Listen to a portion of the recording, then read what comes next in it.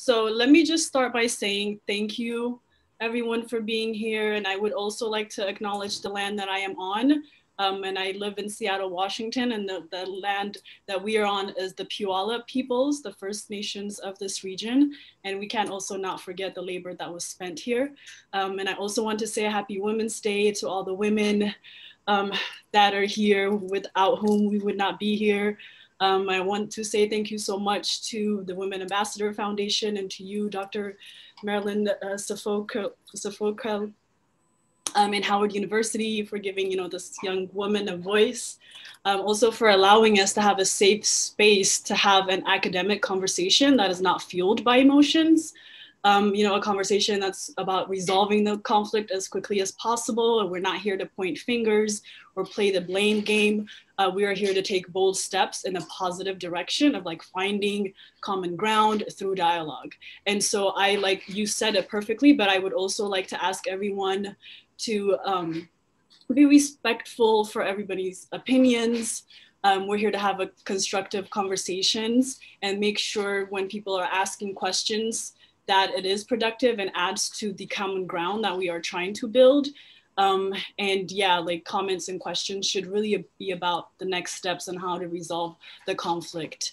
And yeah, so today, some of our special guest panels that are gonna be joining us later would be Supervisor Dean Preston from San Francisco, who have adopted the resolution in their region, also Councilman Girmay Zahlai, and Goitaom, who is the International Affairs Director at Mekelle University, the capital of Tigray. Danait, can you also present your slides, please? Now? Yeah, that's what I was just getting to. Yeah. I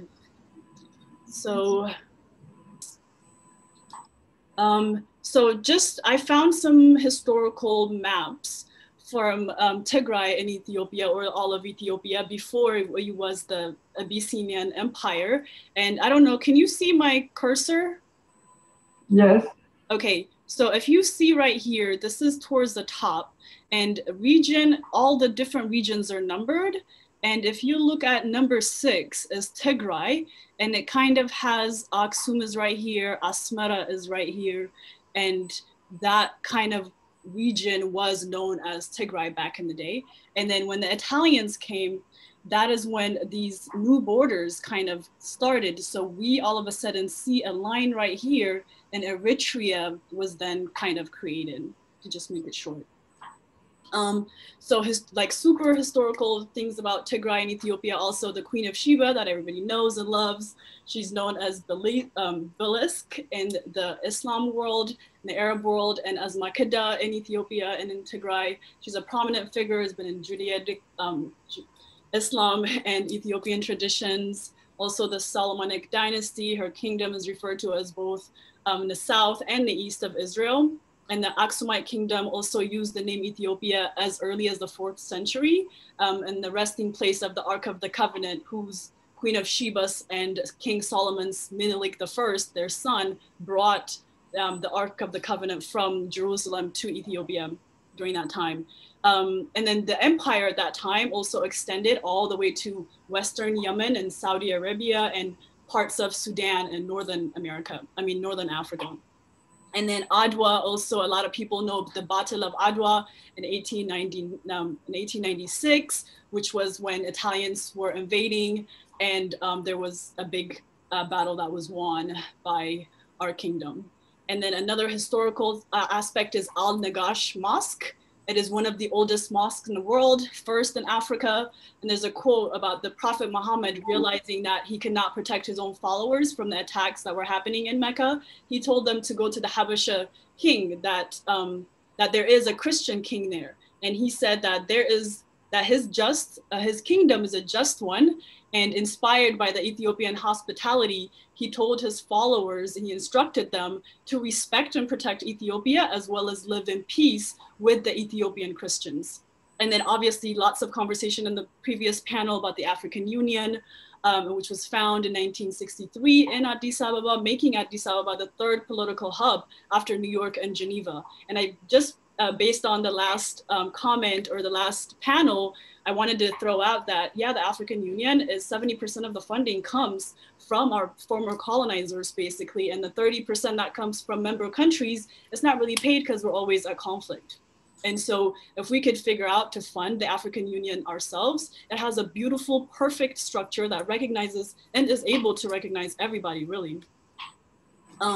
So civil war that happened about 30 years ago. So the first map here, after the king was killed and the Derg was, gained power, a bunch of different liberation fronts kind of popped up everywhere. The Western Somalia Liberation Front, Oromo Liberation Front, Afar Liberation Front, the Tigray Liberation Front, and the Eritrean People's Liberation Front. So all of these together won against the Derg at the time and created a government that was ethnic federalism. So that everybody kind of rules their own regions, but they still are under a federal government that they all answer to. So people get elected from the region and get sent to the federal government. And that's what used to happen. The new party is kind of wanting the federal government to choose whoever they want to send each of the region. And this is kind of the war that's the problem that's happening right now, which we'll talk about later. And so after all of that, the civil war, the Eritrean People's Liberation Front, they did not want to be a part of this ethnic federalism that respects and, well, that kind of gives everybody their own space to lead their own people in autonomy. They separated, so we end up with this map where Eritrea is on top right here, and then the Tigray being next to it. And I wanted to point on or like talk about some of the priorities of the last 30 years with the EPDRF, which is the Ethiopian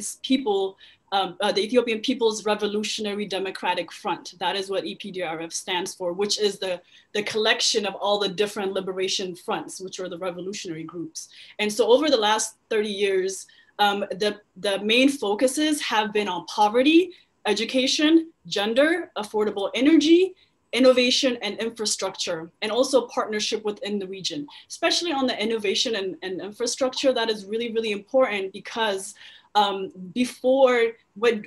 colonization was happening and the colonizers wanted Africa, they started creating infrastructure because that is what you need in order to thrive, to survive, to grow. But as soon as decolonization happened, let alone their money started going into aid instead of infrastructure, which kind of created a whole lot of mess that I don't think I need to repeat here because everybody gets it. And then so to just go further into some of the developments, there was an annual increase of 10% in GDP every year for like the last so in US, the GDP in 1999 was 122, and which in 2015 became $794. And then poverty declined from a 44.2% to in 99 to 23.35 in 2015. And then the number of illiterate adults fell from 20 million to 7 million by 2016. And then we also went from having 16 private banks and 2 government banks in the 90s to 363 branches and private banks and 131 branches of government banks.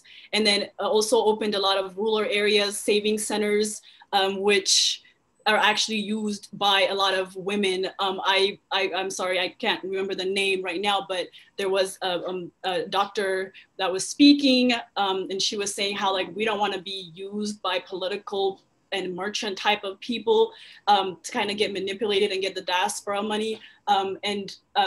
This program really works at the local ground level to women with small organizations. And so that about 11 million people use that kind of credit. It's like a loan system for doing work, businesses.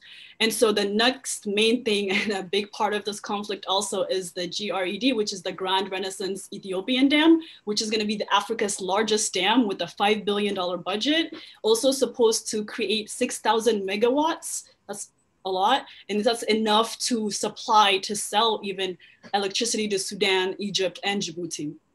Another infrastructure development, after the GRED, basically lots of freeway connections, infrastructure to connect regions to all the different regions, train systems that go all the way to Djibouti, and I think the Kenya also, massive industrial complexes in several regions. And we have like Gerber and lots of like Italian high-end clothing manufacturing that's happening. So which made Ethiopia one of the very, high demand investment places in Africa. And also Ethiopia, one of the largest troop contributors to UN peacekeepers, anyways, just get on, I don't wanna go off in a tangent. Largest troop contributor, and over 8,000 troops in Sudan, South Sudan, Djibouti, Darfur, Somalia. And also, I think a lot of us here know Ethiopian Airline, the spirit of Africa, connecting domestically 22 different locations all over Africa, 61 different locations, and 130 international locations in 5 continents, and also the largest cargo network operator in Africa, going to almost every country, and also has been very influential in COVID medical distribution too. And to just add on, also the leader of the Ethiopian airline, we haven't heard from in a very long time, and is also from the Tigray ethnicity. So I'm not sure where he's at right now, and I don't know. So I want to give a little bit of a timeline over the last 2 years, key events that happened. So April 2018, after years of anti-government protest, the previous Prime Minister Hailemariam Desalegn stepped down, and then Abiy Ahmed was elected as leader by the EPDRF for the remainder of the 2 years. And then in August 2020 was supposed to be an election for the next round, which happens every 5 years, I believe. And I just, disclaimer, I'm from Tigray, and I'm representing the Tigray people, youth and women. I'm not representative of the country, I'm not the government. So everything that I'm saying is from a human level and not from a government or a propaganda level, just FYI. And then so in 2018, between 2018 and 2020, Abiy Ahmed implemented waves of transforms or reforms. A lot were not, there were a lot of problems basically that started then in 2018. And then June 2018, he traveled to Cairo and made a deal about the dam. And I read somewhere where he got a $2 million award. I'm not sure, don't quote me. I just wanted to add that on there because it might be important. And then July 2018, the head engineer of the dam was killed in broad daylight in Meskel Square. 2018, mid 2018, about 1.4 million Ethiopians were already internally displaced because there was lots of violence happening all over the region in Oromo and Benshangul, all of the different regions. It was just all kinds of things were happening. So people were being displaced. I was living there at the time. I had moved to Maqala actually and was living in Tigray. And then so it's September 2018, Eritrea and the border opened, and it's Eritrea and Tigray border, and then heavy Eritrean migration to Tigray caused a lot of economic problems. Like say, for example, I wanted to buy a couch, it was 60,000 birr one day, and then like 2 weeks later, it was 250,000 birr. I was like, whoa. And so like the economy just spiked in like literally in a few months period. So June 2019, the federal government's general, the main general, was assassinated alongside his friend, also another general who was retired. And so these two were killed. The general was killed by his own bodyguard, who had been switched out a few months before for reasons that neither his family nor the rest of Ethiopia knows. In 2019, obviously everybody knows, Abiy Ahmed was awarded the Nobel Peace Prize for resolving the long-running conflict between Ethiopia and Eritrea. August 2020, Abiy postponed the much anticipated August election. the one, you know, I told you he was finishing up the 2-term from the previous government, the previous prime minister, and his actual time would have started with the election in August 2020, but that got postponed. And then in September 2020, the Tigray regional government said, we are going to hold the elections anyway. The elections were postponed because of COVID, but at the same time, there was lots of massive social events that were happening, like marathons were happening. So COVID was an excuse for the election to get postponed, but not the marathons. And so, but Tigray, the regional government said, we are going to hold elections anyway. 2.7 million voted, and the TPLF came out as the winner of that conference. I mean, sorry, that conference, I got a message coming in as the election. And then October 23, 2020, would it be okay to share a quick 2-minute video on? We are going to be signing numerous countries in the not too distant future. So that would be great. And that was a big mistake. And we've stopped payment to them of a lot of aid. Because they did it, and they will never see that money unless they adhere to the agreement. But they built a dam which stops water from flowing into the Nile, and you can't blame Egypt for being a little bit upset, right? How are they doing with that? Do you know? Well, I think they need a lot of help to resolve it. Yeah, no, I was actually talking to Sudan, maybe talking to the chairman, talking to the prime minister. How are you doing? You may not want to answer that. We very much appreciate the effort that started with the Washington process, which in very few months brought us together. And I think we are progressing very well on this. We hope to reach a win-win situation that will bring a lot of benefits, complementarity for the three nations. And we are moving in that direction. We hope to reach an amicable solution soon for this. Yeah, if you would, because I had a deal done, and then they broke the deal, and they can't do that. They can't do that. So the deal was done, and it's a very dangerous situation because Egypt is not going to be able to live that way. And they'll end up blowing up the dam. And I said it, and I say it loud and clear. They'll blow up that dam, and they have to do something. So whatever you can do to get them, Ethiopia, to do that, they're going to have to, okay? And we've cut off all payment and everything else to Ethiopia. It was terrible. We were all set to sign a deal. It was negotiated for 5 years and longer than that. And they couldn't make the deal, and I got the deal done. And then they're getting ready to sign the deal, and they broke. Let me go back to the slide.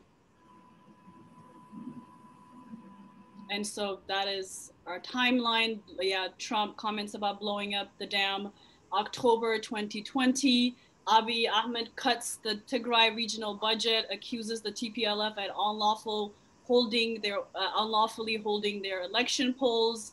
And then when he sent a general to Tigray to take over the Northern Command post, and the Tigray Defense Force said no and sent the general back to Addis Ababa. And then the Tigray Defense Force took over the Northern Command. And then on November 4th, there was an incident that happened. And then Abiy Ahmed made a statement saying that the TPLF has crossed a red line and a military offense will be launched. And then Parliament on November 7th declared that Tigray government is illegal and that Eritrean forces started coming in.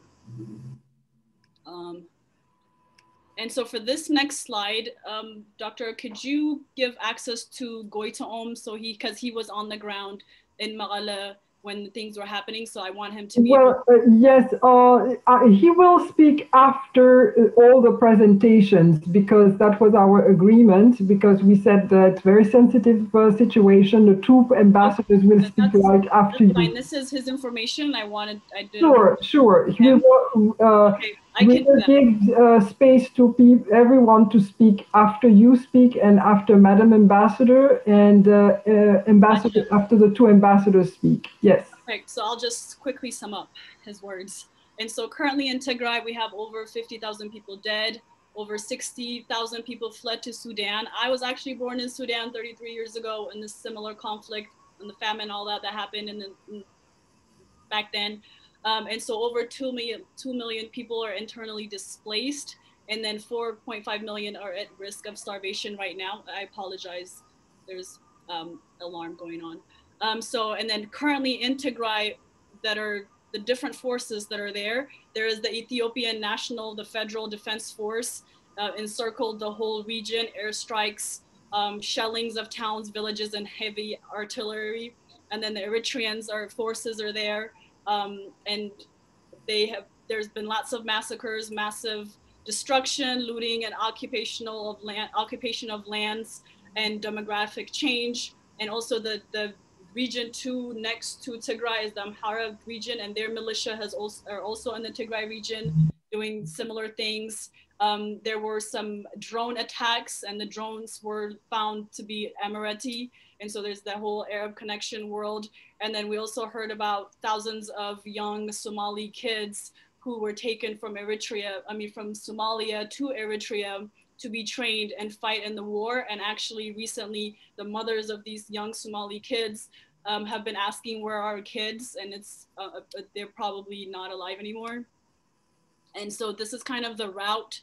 Sudan is right here. So this is kind of where people were going. But after the 60,000 that are out there, now all of the border is sealed. So people cannot go in or out. And then so the last, it's past, I don't know what day we're on right now, but it's been like over 140 something days. Tigray has been happening, and the communication has been blocked. So we cannot reach our families, haven't talked to them in months. Banks have been closed. There's certain ones that are open because there's been saying that, oh, electricity is on. Yeah, there's like Mekelle, which is the capital. There is something on, but 80% are still in blackouts. And these are some lawful or credible sources where you can find everything that I have been talking about today. Okay. So, and just a couple more slides about, so what are the current priority needs in Tigray? It is exit of all foreign troops, full humanitarian access, restoration of the elected leaders' legitimacy, third-party investigations of atrocities committed, and is starting dialogue with the government of Ethiopia. And then questions to leave you all, the audience who don't know so much. I want you to think about, like, why was a country that was doing so well needed so many radical reforms? Unless we look at it from a neo-colonial aspect, it doesn't really make sense. And then so what also the role with the US, Arab world, and relationship, and Egypt's reluctancy to the construction of the dam. And then also my question to, and what I'm wanting to know is, what is the interest of Eritrea in this conflict, and why are they so heavily involved so much, and what do they expect out of it? What is the need and the ask for the Eritrean forces or government to be in the region? So that is all, and thank you so much, and I will stop sharing. Okay, so right now we are going to bring in the two ambassadors. Ambassador Fitsum Arega, who is from Ethiopia, and we are going to bring in also Ambassador Sophia Tesfamariam, who is from Eritrea. And just to clarify everything, I just want to mention to the audience that I am a neutral party because I'm from the Caribbean. I may look like some people from Ethiopia or Eritrea, but I am not from the region. And so I also want to say that the slides that were presented represent the opinions, not of Howard University, not of the Women Ambassadors Foundation, but of Ms. Danai Tafere. I just want to mention also that each person who is presenting in their own name or in the name of their country, if they are ambassadors.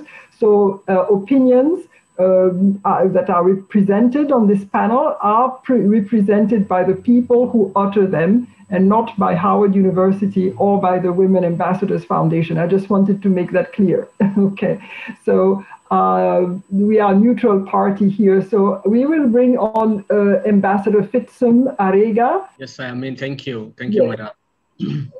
So welcome, Ambassador Fitsum Arega. We are very happy to have you and your colleague, Ambassador Sofia Tesfamarian, on this particular call, on this particular Zoom, which is part of the 25th Annual Women Ambassadors Conference. The microphone is yours. Thank you so much for inviting me, and I appreciate Howard University and Women's Conference. I just got access some minutes ago, and I would like to reflect based on the title today. Listening to Dana, what she just explained, historically and maybe until 2018, most of the points are maybe correct. Ethiopia has been making double-digit growth for nearly 13 years prior to 2018. And that growth was basically mainly from public investment.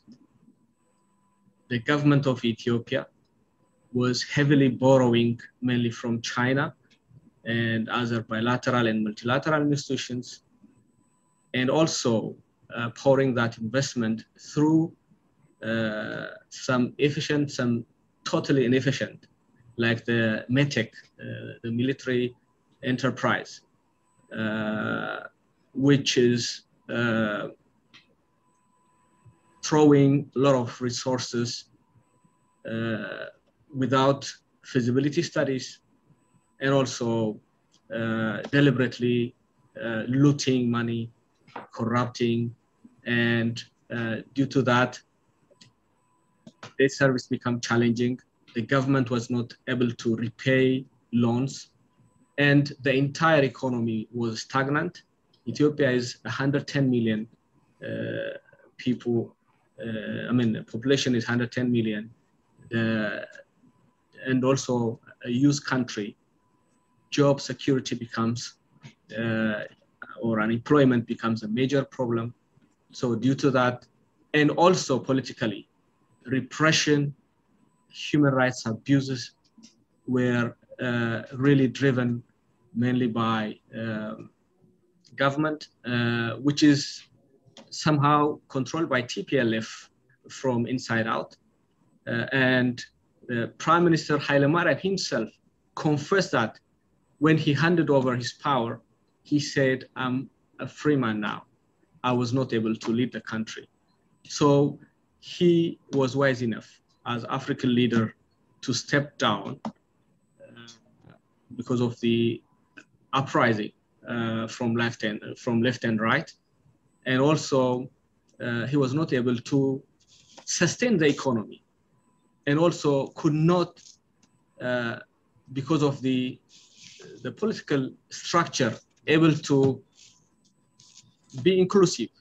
There are political forces in the country and out of the country, some in neighboring countries fighting, and some in exile, were not able to participate in the political process in Ethiopia.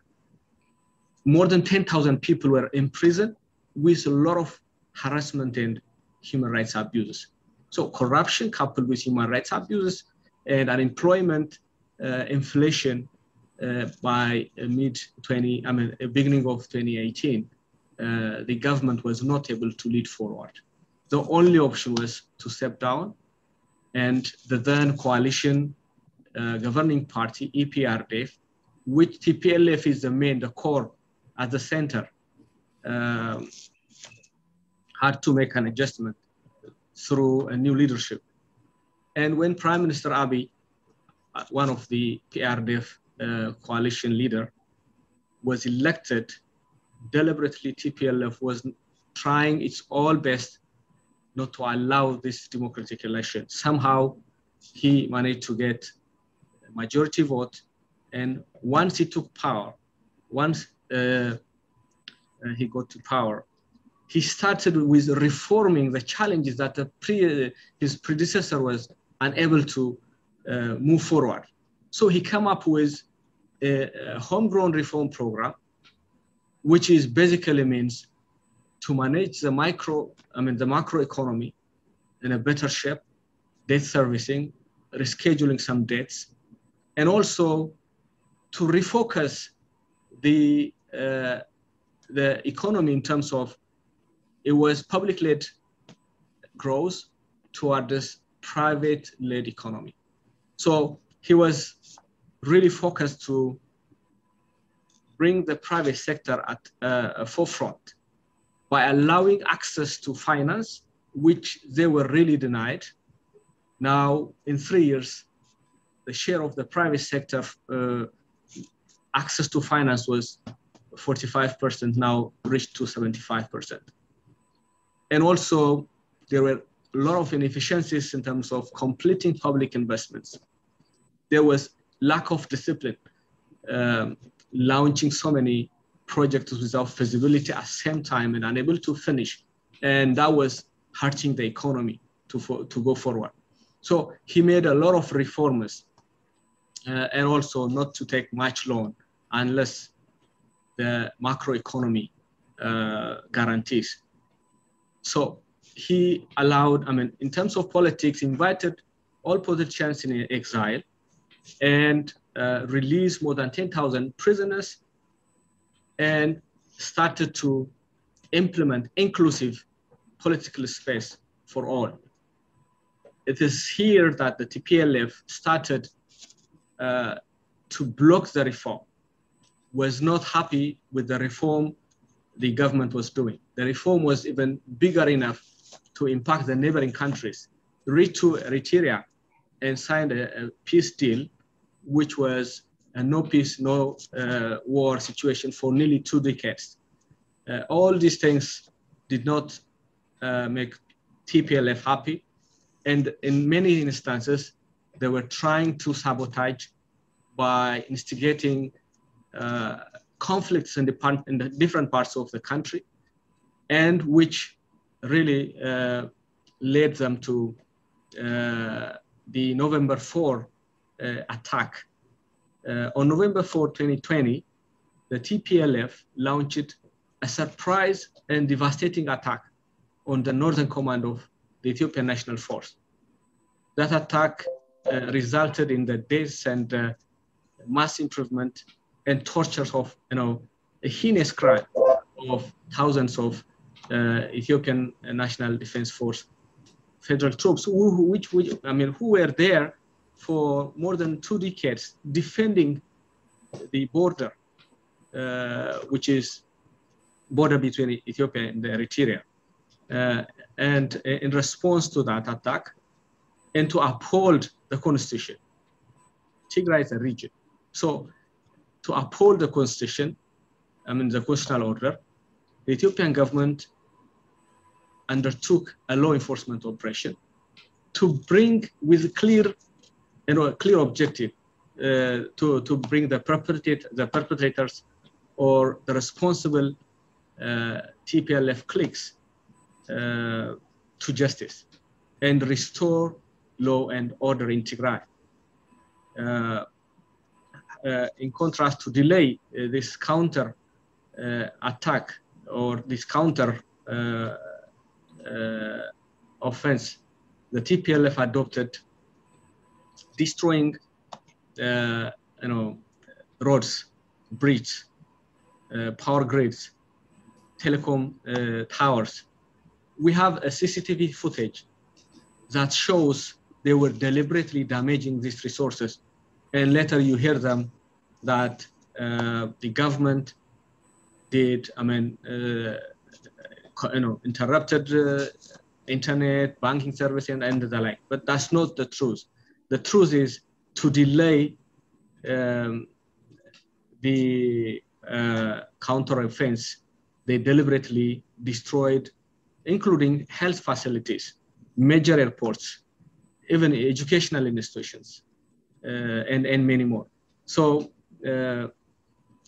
Ethiopian government exercised maximum restraint in response to the TPLF attack and destruction of the property.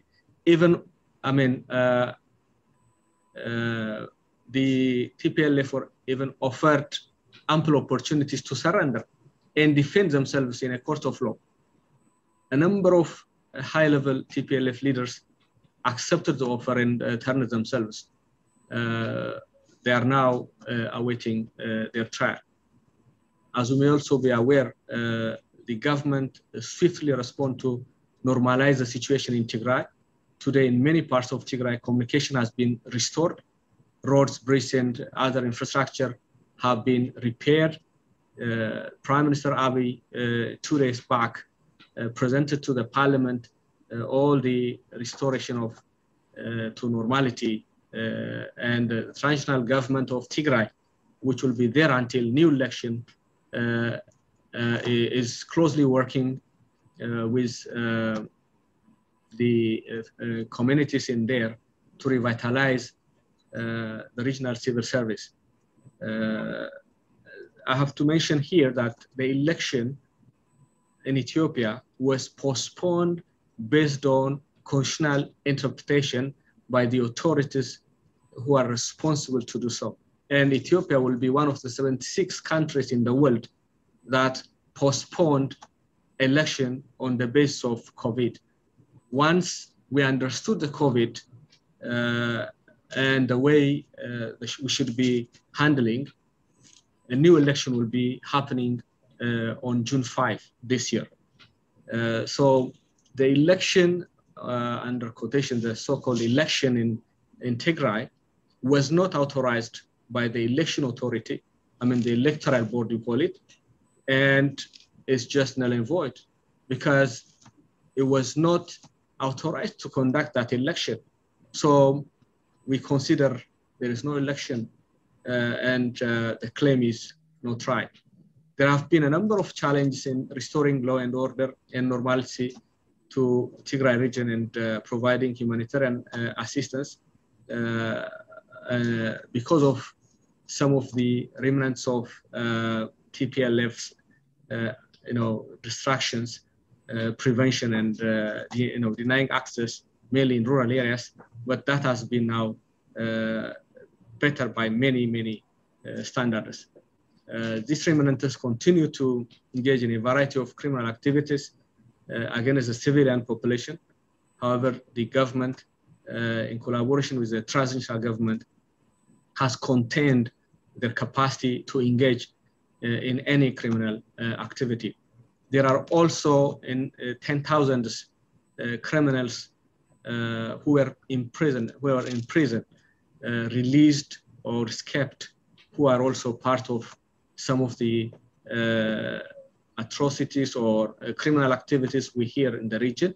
The government is committed to conduct investigation in collaboration with the African Union and UN bodies responsible for this. Ethiopia is committed to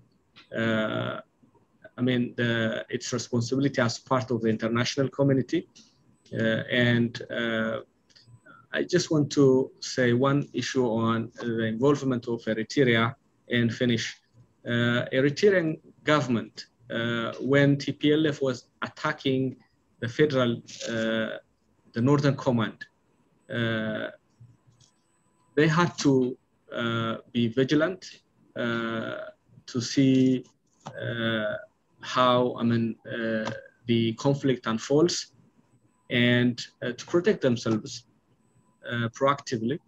So due to that, when there was no one to protect our border, and also when they were a victim, TPLF forces provoked them launching rockets to Asmara. They also training anti-Eritrean government forces from refugees. So they were trying to prevent themselves from the possible attack, and also what would have happened if it was not quelled the way it has been. So until the government of Ethiopia was ready, the total law enforcement operation has taken 3 weeks, but people still count 5 months. The remaining is just to bring perpetrators into justice, and the rehabilitation and restoration work is not a continuous escalation in the region. So we are now continuing refocusing ourselves on two important issues: to bring perpetrators into justice, and also to help our citizens who fled to Sudan, and also who are internally displaced and in need of support support. And the federal government is doing its best, providing relief activities. Close to 70% of the resources have been supported by the government. So with that, I better stop. Thank you. Thank you, Ambassador Mariga. Now your colleague will respond, and after that we are going to open the line to comments and questions. Okay, and now the microphone is to Ambassador Sophia Mariam. I thank you. Good afternoon, everybody. And I thank the presenters, Danait and Ambassador Futsum. And Ms. Marilyn, thank you for the invitation to address this annual Women Ambassadors Conference. It's Women's Month, so happy Women's Day to everybody. Happy Women's Month. It's almost over for all the women in the world. Since this issue is about an issue inside of Ethiopia, and Tigray is a region inside of Ethiopia, I'd like to just address the particulars of why Eritrea's name keeps coming up in these conversations today.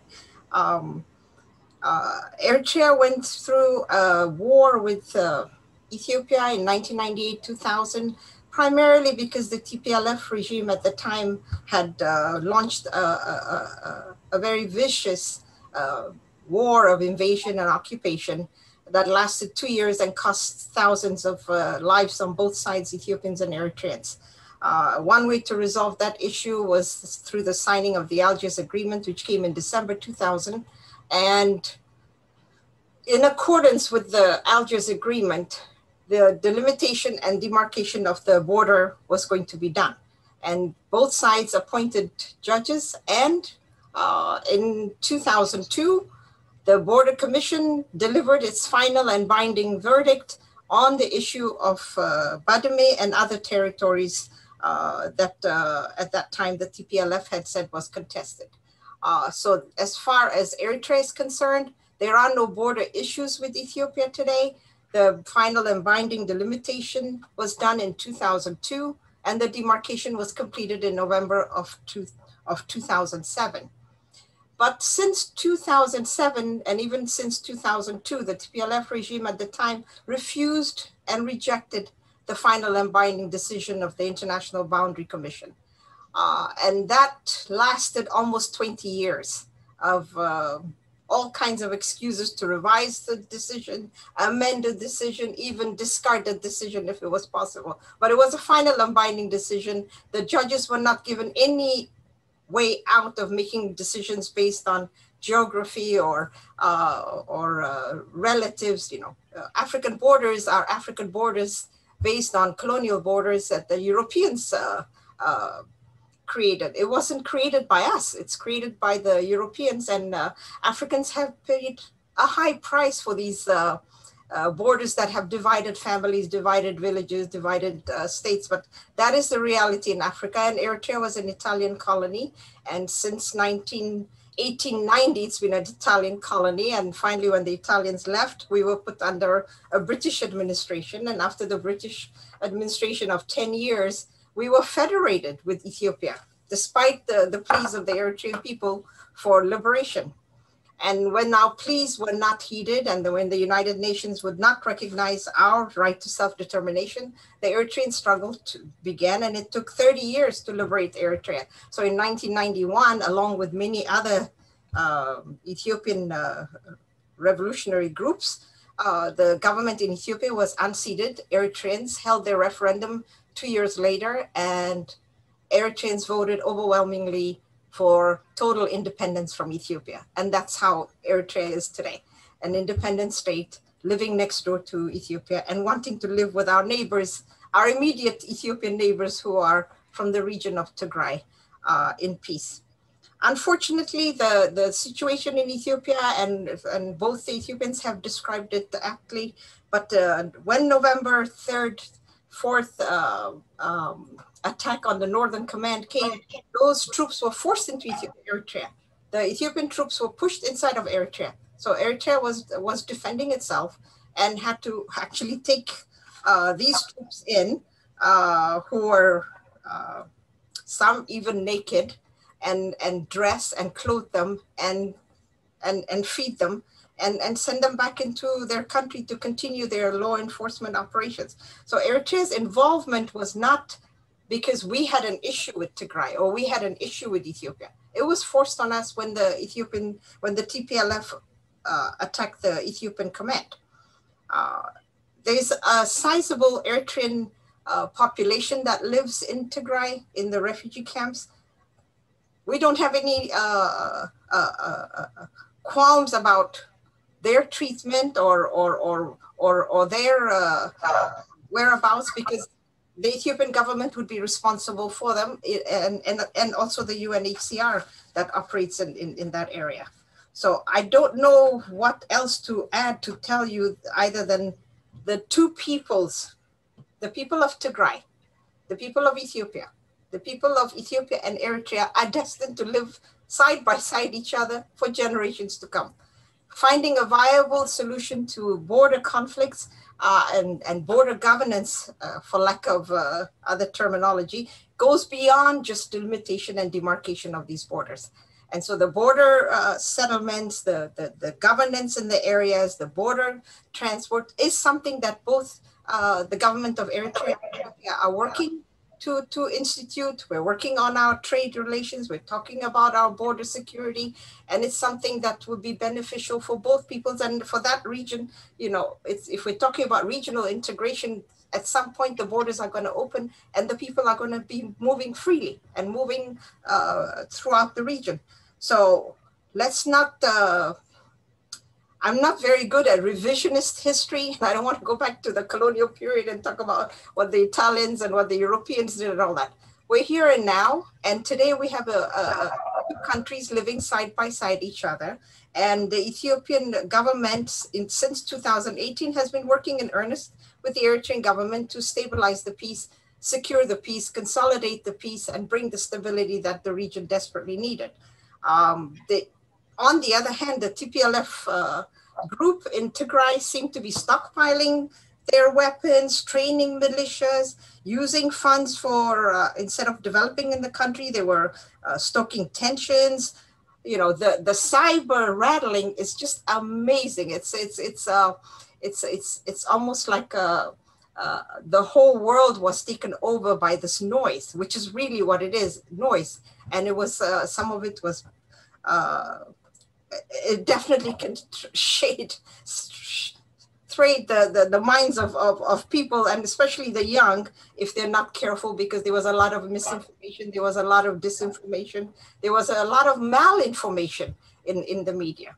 And so I would implore for all the youngsters, Ethiopians, Eritreans, and especially the people of Tigray and the youngsters from Tigray to try to find a way to settle the problems in their regions with their fellow Ethiopians, because it's easy to light a fire.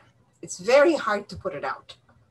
It's very hard. And on this, you know, the African Union agenda, the 26-3 agenda, the UN agenda is all about development, the SDGs, silencing the guns, and that's what we need to work towards. And I would like to hope that scholars and academics are taking these issues of border governance more seriously than taking them beyond just the delimitation and demarcation of borders, and really work to bring border communities information on how to live together, knowing and respecting each other's sovereignty and territorial integrity. And I'll stop there and take your questions if we need to. What is the GDP of the current government? What made the GDP fall too hard? That's an economic question. Yes, thank you, Madam, for the question. Prior to 2018, for nearly 13 years, I said the GDP of Ethiopia was double digit, and whether there was a change of government or not, it was predicted that it will not continue or sustain, mainly because of the debt burden and the political and other issues that were boiling. So that was whoever led after that would have been a challenge. So after Prime Minister Abiy took power, he has to introduce a reform which enables to continue. So I said it was public-led and government, public enterprises, telecom, power, rail, sugar industries, a lot of huge investment was going on, including road infrastructure. But the government was not able to repay back. So had to do a reform, and that was necessary. Because of that reform, the growth has continued, even as early as last year, July to June, that's the Ethiopian calendar, Ethiopian budget or fiscal period. We have a 6.1 growth, GDP growth, while we have COVID for 3 months within that period. Still, Ethiopia currently is one of the countries in the world with positive growth. The GDP has continued, it's a single digit, where many countries in the world have negative growth or are not growing. Ethiopia continued to grow, and that reform has helped to come this level. Thank you very much. I'm hoping all of you can hear me well. Go ahead. Wonderful. Oh, great. Thank you. I come from a university in north part of Ethiopia, in Mekelle city, in the capital of Tigray. I've been in Mekelle until February, since the breaking of the war, and until very recently. It is unfortunate. Some of the things that I'm going to say are not going to be politically correct, but I should actually give my testimony of what I have witnessed and what's happening in Tigray. So from this vantage point, I am one of those who would really love to hear peaceful stories, good stories out of the whole of Africa in general. But yeah, since the war broke in November, things have been very much grim. It's very unfortunate to go to Addis and to see the narrative is totally different. But in the university that I am, the war broke out while we were having students in the campuses.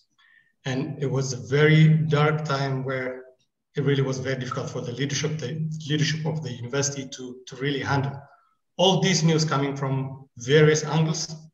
Perhaps that's what offices do, honestly. But from the vantage point of someone who has experienced the war, I very, very much feel bad to tell you that the war is still going on in a massive scale, not in a very small scale or as it is being portrayed about avoiding remnants. No, this is a very huge scale war. Thousands are dying on the ground. I'm very much sorry if I go very emotional on this one, because it is the people of Tigray who are the citizens of Ethiopia that are dying on the ground. And it's very wrong for the Ethiopian government to really take it as a media circus, to put news in a different way on the media and then really try to paint a different picture. What happened in Tigray is part and parcel of what has been developing in a couple of years. It was about profiling the citizens, the Tigray ethnic group. You just give a dog a name and then kill it. That's the principle that's on the ground. So both respected ambassadors, they have the obligation of really doing good for their countries, but at least Ambassador Futsum should know that people of Tigray are part of the nation that you are representing, and we need your voice in actually telling the truth. Although we don't expect it, obviously, because it has been a denial until 2 days ago, when the Prime Minister really admitted about the presence of Eritrean military. It's not that the Eritrean military is on the ground. People are being killed in dozens of them every day. You cannot find a Tigray regional village where you are going to see a house unburned or people not dying. It is a very grim picture that we are witnessing.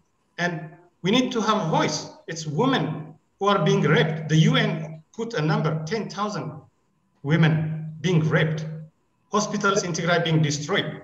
Schools in Tigray being destroyed. Before I really traveled out of Tigray, I visited schools, elementary and secondary schools in Mekelle. They are all filled with internally displaced people, 70,000 of them. Now we cannot send our children to school. Mr. Goitom, thank you for speaking. Now we have a question. We are going to take the questions in groups. So we have a question from Ms. Marian Douglas. She's the next person who will ask a question. Thank you, Dr. Sifokla. Actually, I just wanted to say also from testimony, I am Black American. I am not from the Horn of Africa. I'm a U.S. slavery descendant in Washington, D.C. My husband is a retired Italian diplomat. In the early 2000s, he was basically Italy's ambassador for Somalia, and we were based in Nairobi. So I had the opportunity to have this contact with East Africa and the Horn. We had the peace talks, the Eldoret and Mbagathi peace talks in Kenya. Ethiopia was directly involved, of course, as part of the IGAD group. And before that, I worked in human rights and elections in Bosnia, including Srebrenica, in Croatia, in Kosovo, in Macedonia, as well as Haiti, Peru, and Nicaragua. And I just want to say that this is terrifying. As an African descendant, this is the last thing that the Horn of Africa or East Africa needs. I've had a member, okay? I've been a member of Sheba Miles, okay, Ethiopian Airways, when my husband and I were in Nairobi, flying back and forth to Italy. My husband is totally, he criticizes Italy's attempt to try to colonize in the Horn of Africa, So we're on the side of the African people. But the last road that the Horn needs to go down is the same road as Somalia. The women must have a voice. The voice of women is suppressed in spite of UN Resolution 1325. It's going to take a specific effort by women from the region, because what this gentleman just said about the sexual assault, the systematic rape, the politicized and ethno-genocidal rape of women and girls is shocking. That is going to have long-term consequences if this is allowed to go on very long. And so I'm just focused on what do we have to do to shift this to the table, to stop the conflict and not have people die of hunger and COVID and sexual assault where they cannot live anymore or they die from their injuries. We don't want the Horn of Africa to be like Congo, for God's sake.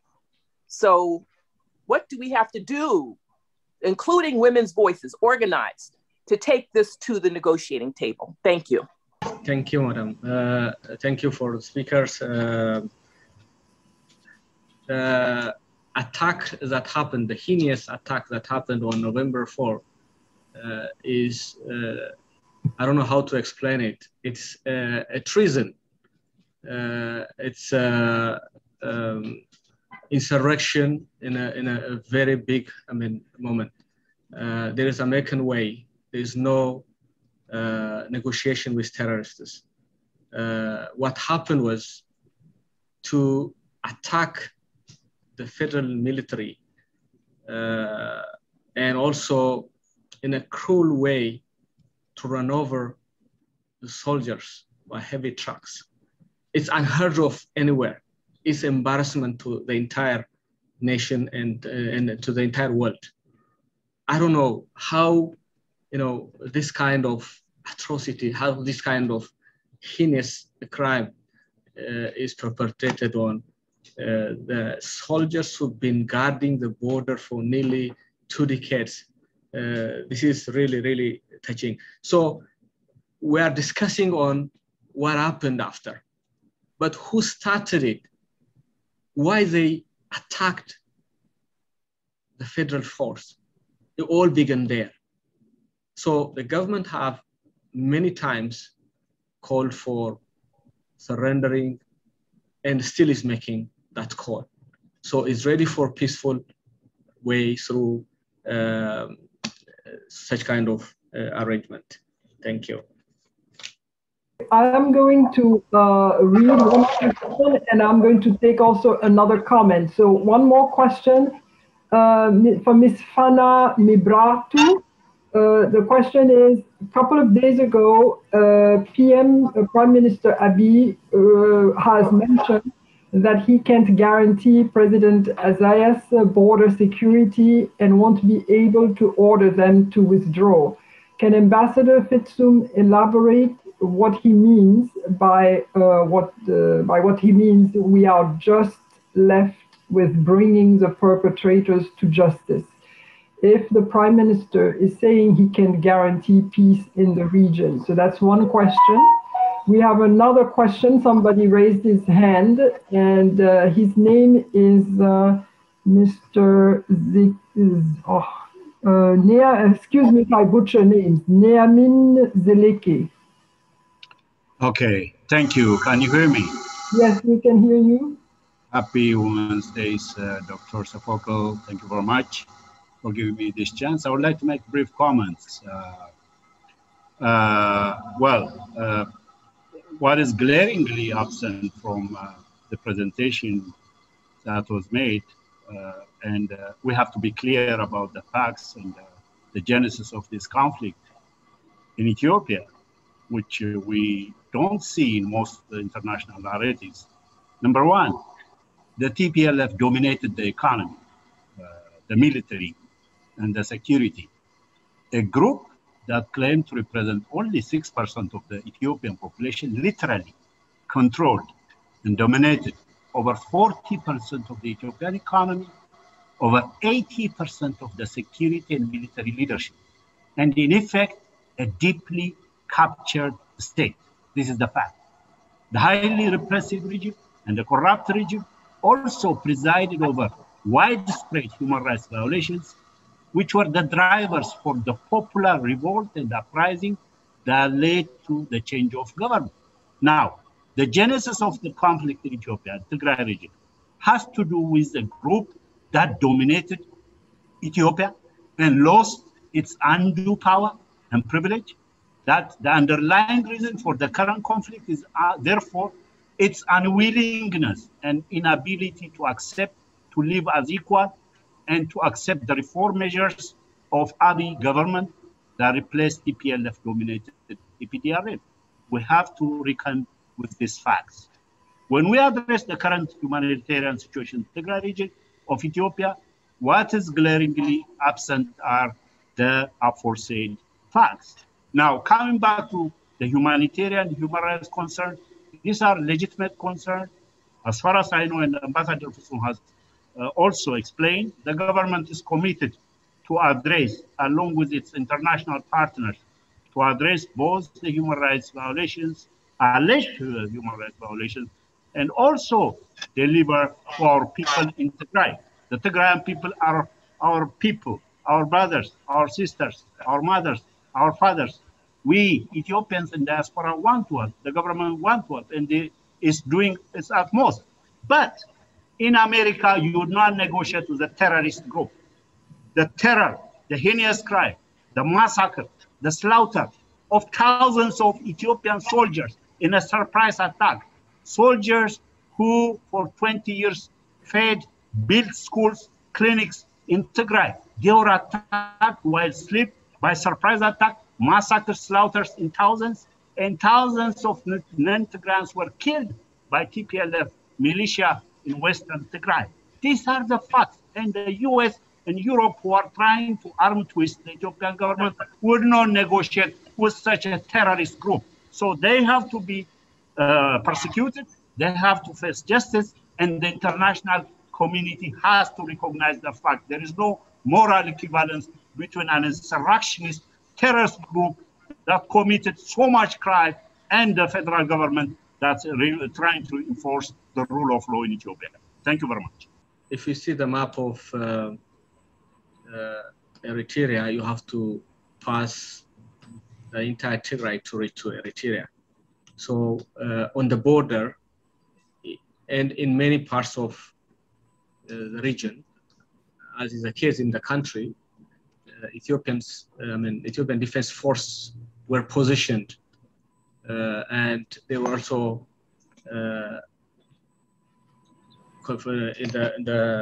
on the border. So when at the same time attacked the federal force, the Tigray militia, the TPLF militia, the Eritrean government, unless be vigilant and protect itself from any possible attack, the government was not able to guarantee that they could not do harm to Eritrea. And they were even doing it, provoking it, launching, attacking many times, and they had to be vigilant to protect themselves. So he meant to say that he was not Ethiopian Defense Force that was cut, had to be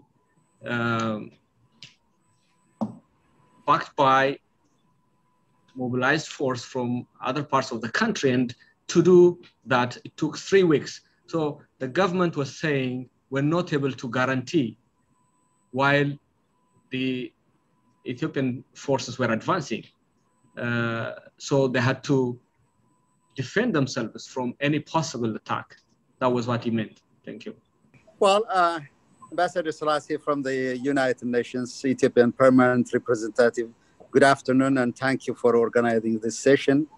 What I just came in to give some reflection on what Dr. Marian has said. Very interesting, because given her experience in Kenya during those days, right after the election, when they had trouble, of course, we were very much involved in bringing peace and reconciliation with our brothers in Kenya. So let me assure you, Dr. Marian, the Ethiopian discourse, the African discourse is not impoverished. It is still alive. All along, we have been longing for that political silver bullet to overcome those challenges that we have been confronted by people of our own who are very much accustomed with the culture of impunity. And also who in a miraculous way developed the sense of invincibility, untouchability amongst ourselves.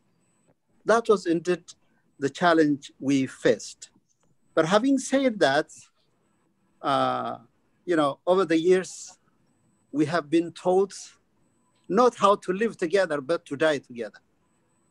That's exactly what is happening. Because our political system was in such a way organized along our differences, our political and ethnic cleavages. We haven't really that much invested on our unity. So we are now reaping what has been sowed over the years, particularly by the TPLF, and of course, and many other groups that espouse pretty much more of an ethnic identity rather than a collective national identity. So that is the challenges, on charting out how to reorganizing the Ethiopian political body in a very reformist way, in a very progressive way. So it culminated, the difference was pretty much an ideological in one way, but on the other hand, the difference was clearly and seen amply between the reformists and as well as those who want to keep the status quo. Really, it is really heartening to hear and see what has happened in Tigray. This could have been avoided. Mothers went on all the way to Mekelle, kneeled down and begged the leaders, but they were turned out. Our religious leaders, the most revered ones, they went and kneeled down and begged the Tigrayan leaders, my friends. But they were told that, sorry, you came very late. Ambassadors went all the way to Mekelle and requested to bring peace and stability for this struggling country.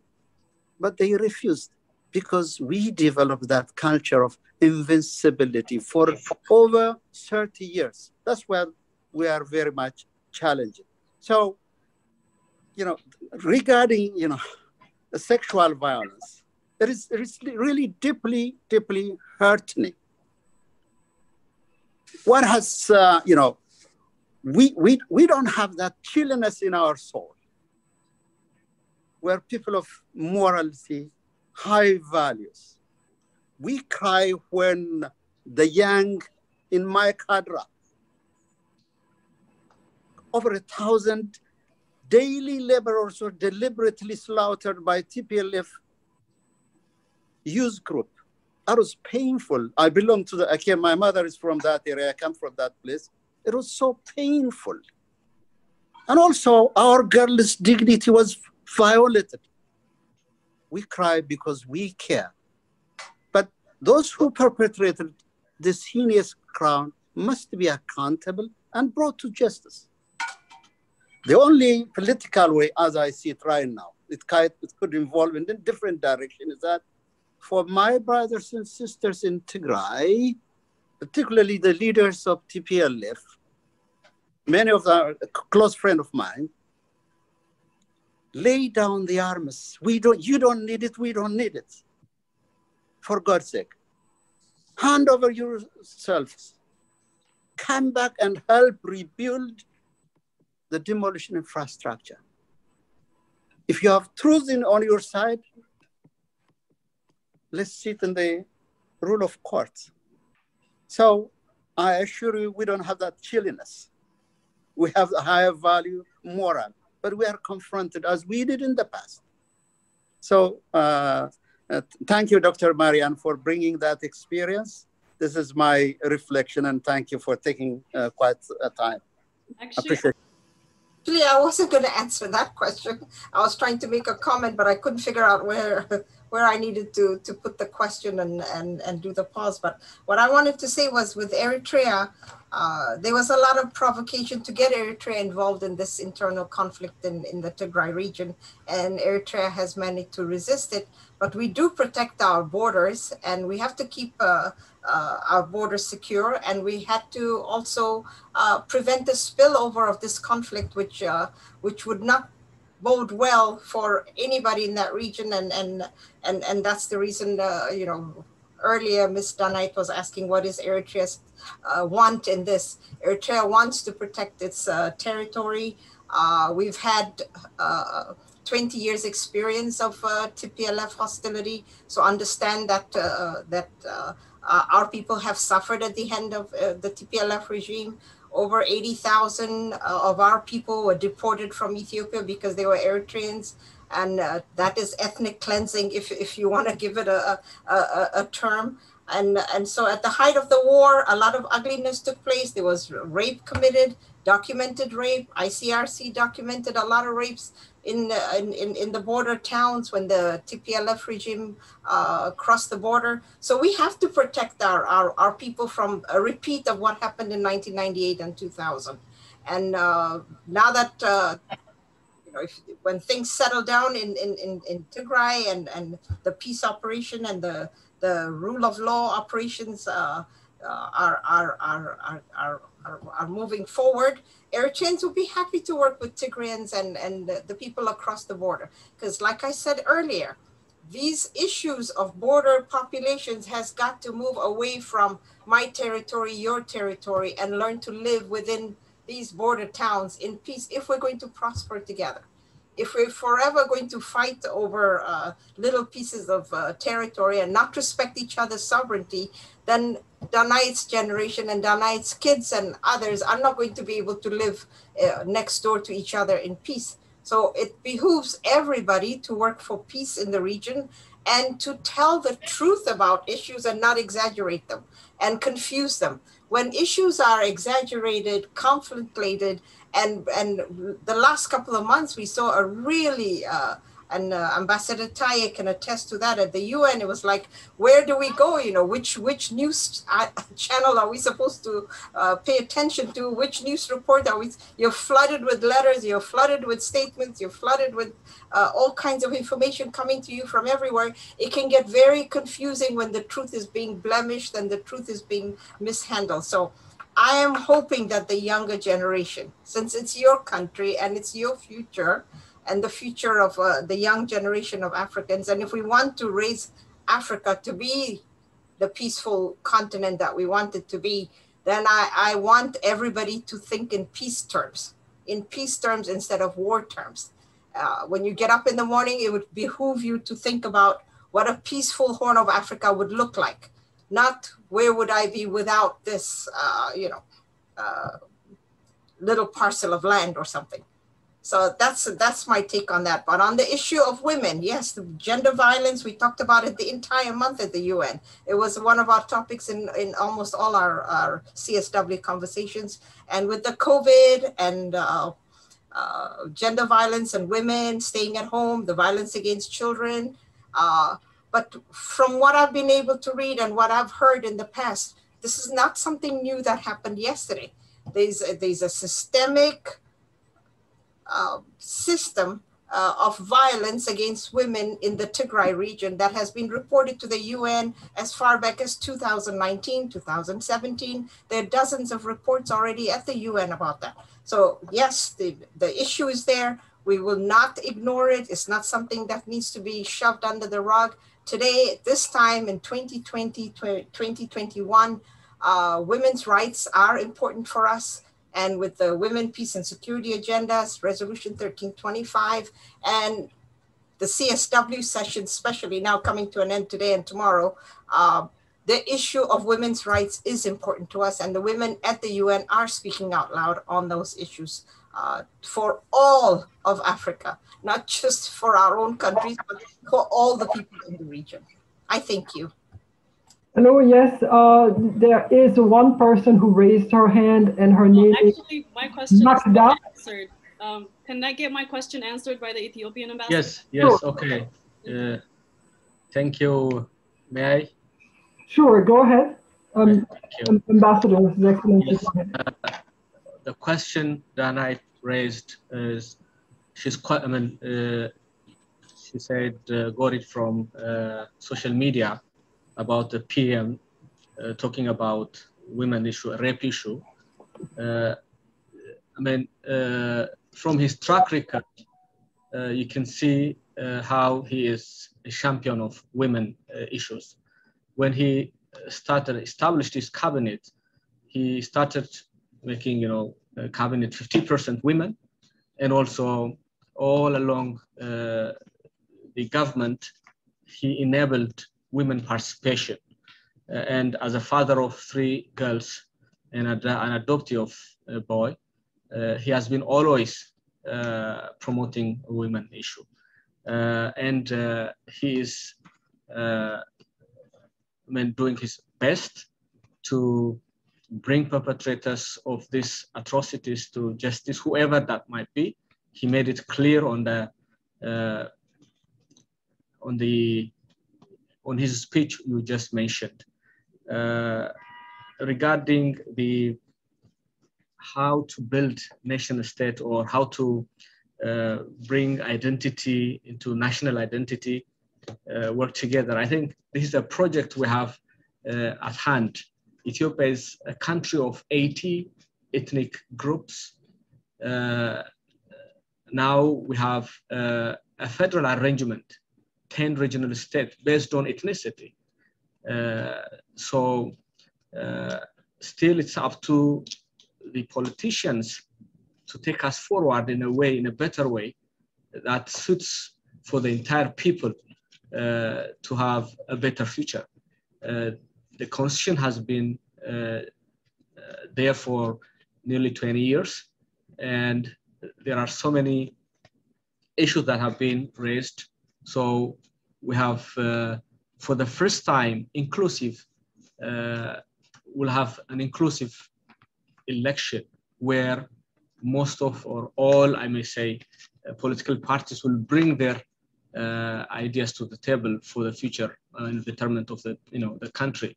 I think we cannot say this and that now, but as we speak, all regions remain, and will be up to each and every region and political parties to take us forward. So unfortunately, in the past 30 years, this ethnic-based arrangement has taken us backward than forward. Instead of having a common purpose for developing our people out of poverty, improving service delivery, we focused on identity, and we focus on something which we shouldn't be. You can, see how people in the US live. They come from all over the world, and they live peacefully. I know there are, I understand there are challenges here as well, but we can tell how it has been, developed through years. So it's not something that we do overnight. It's a project that we should be doing it, and we should do it in a peaceful and democratic way. Thank you. Thank you, Ambassador Fiskum. We have one hand up from Adama. Thank you so much for giving me this opportunity. I will only raise some questions for the ambassadors, Ambassador Taye and Ambassador Fiskum. And it's actually so saddening to appear in this kind of a platform where some Ethiopians are not telling the truth. And there is no denying the facts that have happened. And I want to tell you that what has dragged us to this situation is the TPLF clique. While there were earlier on political differences that could have been addressed through dialogue, the attack on the on the national defense by the TPLF forces, which they have all admitted, is the main cause of this situation. So we should not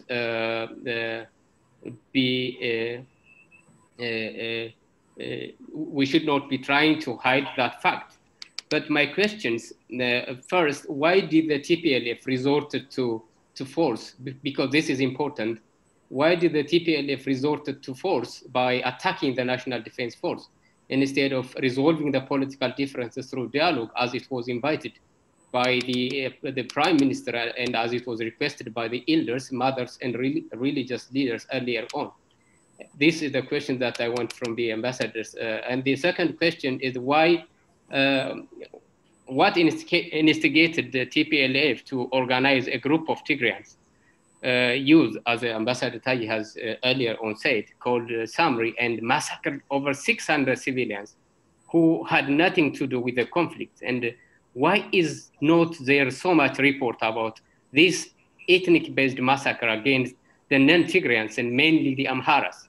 Why is not that much report on the media? And some also, I have also been hearing that some accused the Prime Minister of using force against the TPLF, but by the standard of any free, democratic, and developed society or country, what other means would a state take when its national defense force is attacked and thousands of its soldiers slaughtered, and the nation is taken into a cliff of disintegration by this kind of forces? So I want the ambassadors to reflect on this questions. Thank you so much.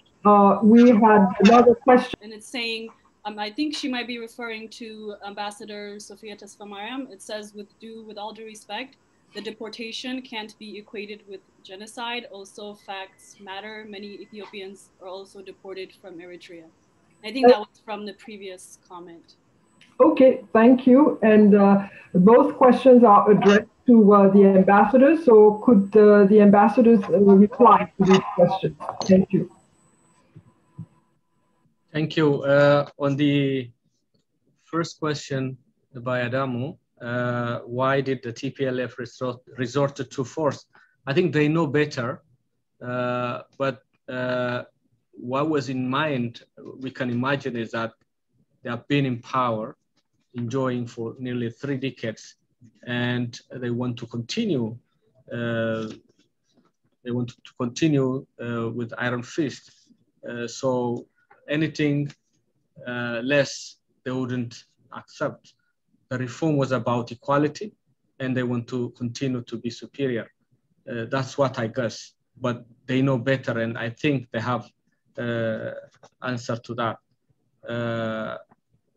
The only way they thought would be mobilizing forces to paint the entire Tigrayans as victims.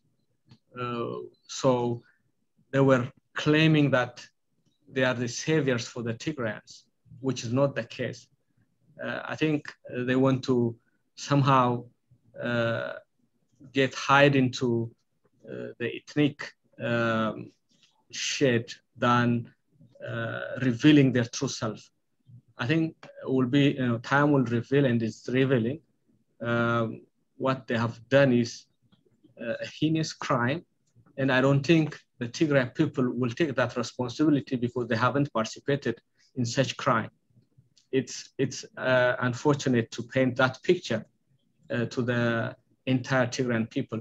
The Tigrayan people are peaceful people, peace-loving people, and also they have been suffering from the challenges as part of the TPLF leadership.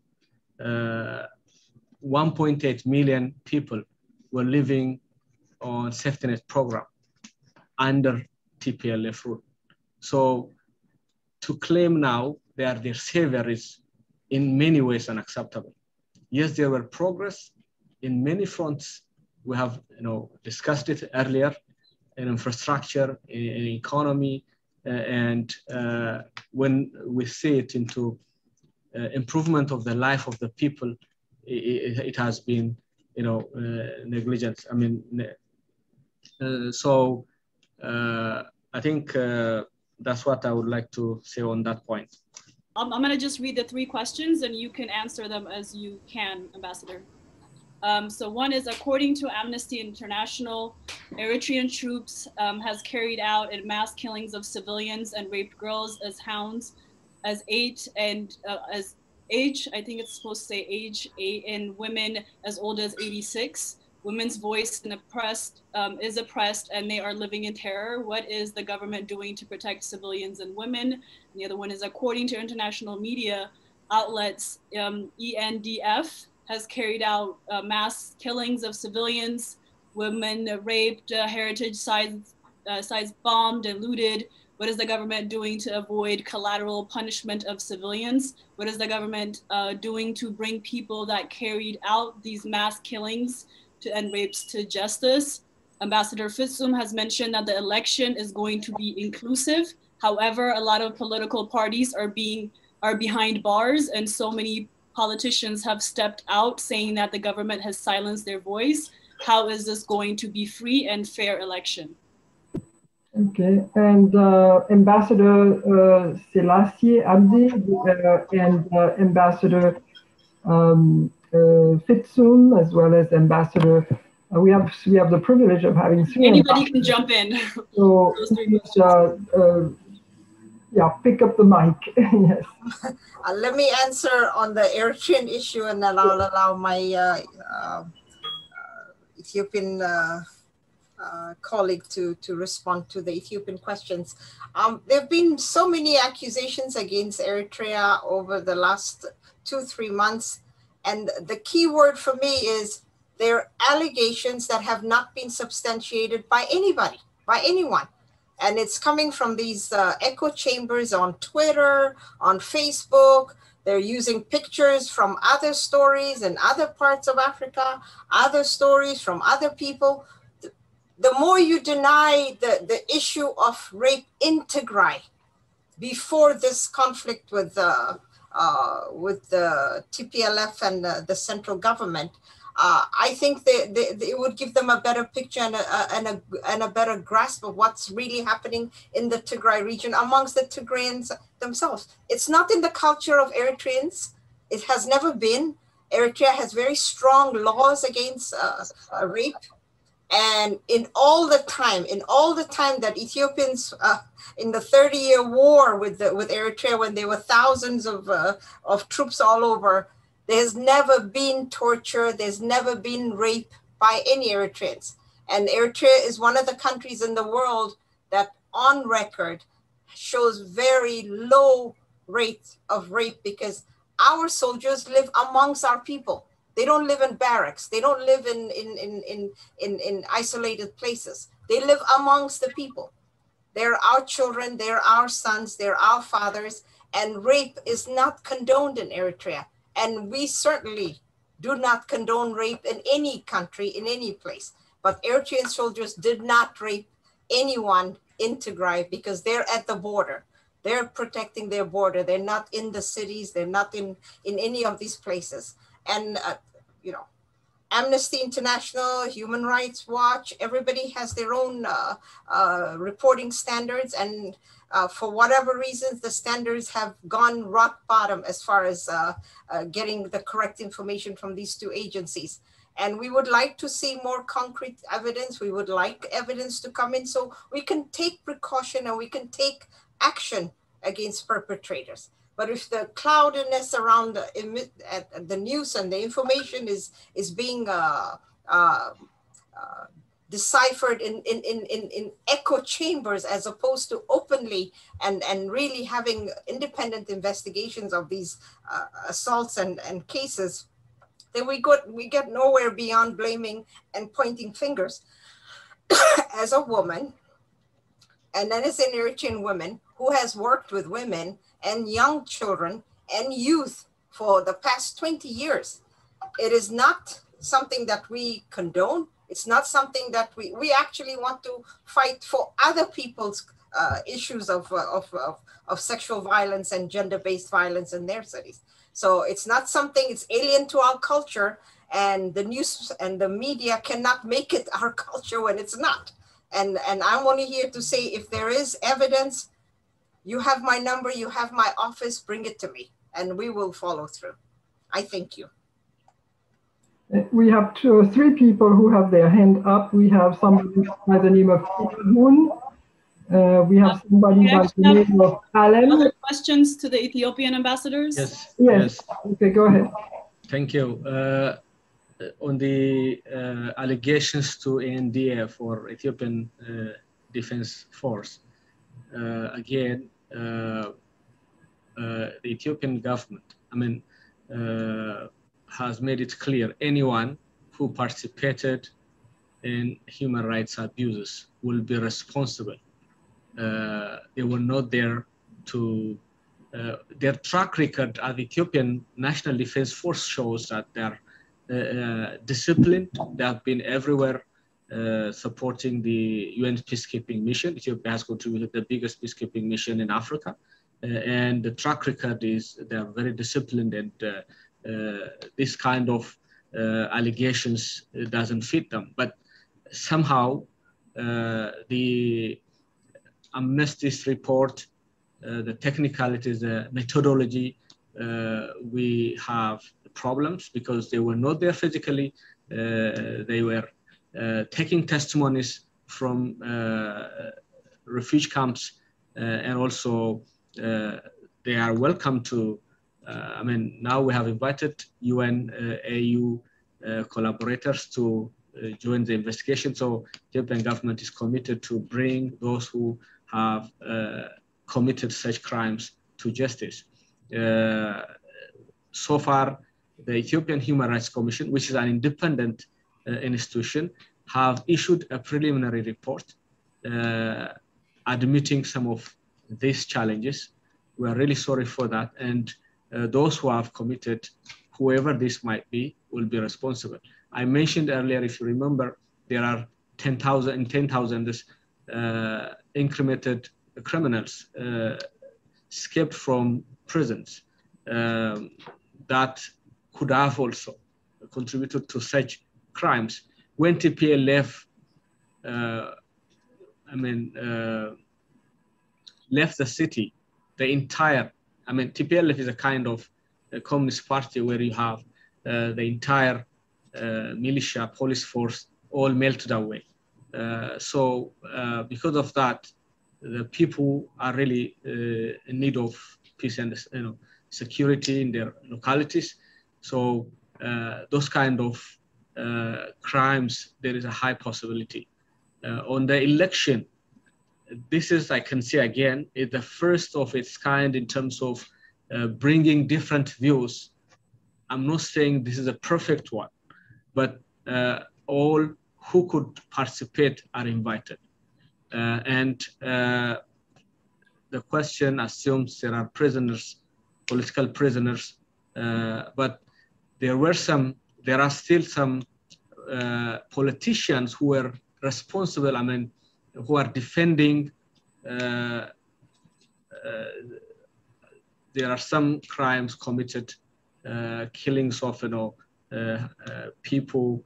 They are implicated for that, and they have to defend. So whether they are part of member of political party or not, whoever committed crime, whoever is suspected of crime, had to defend itself.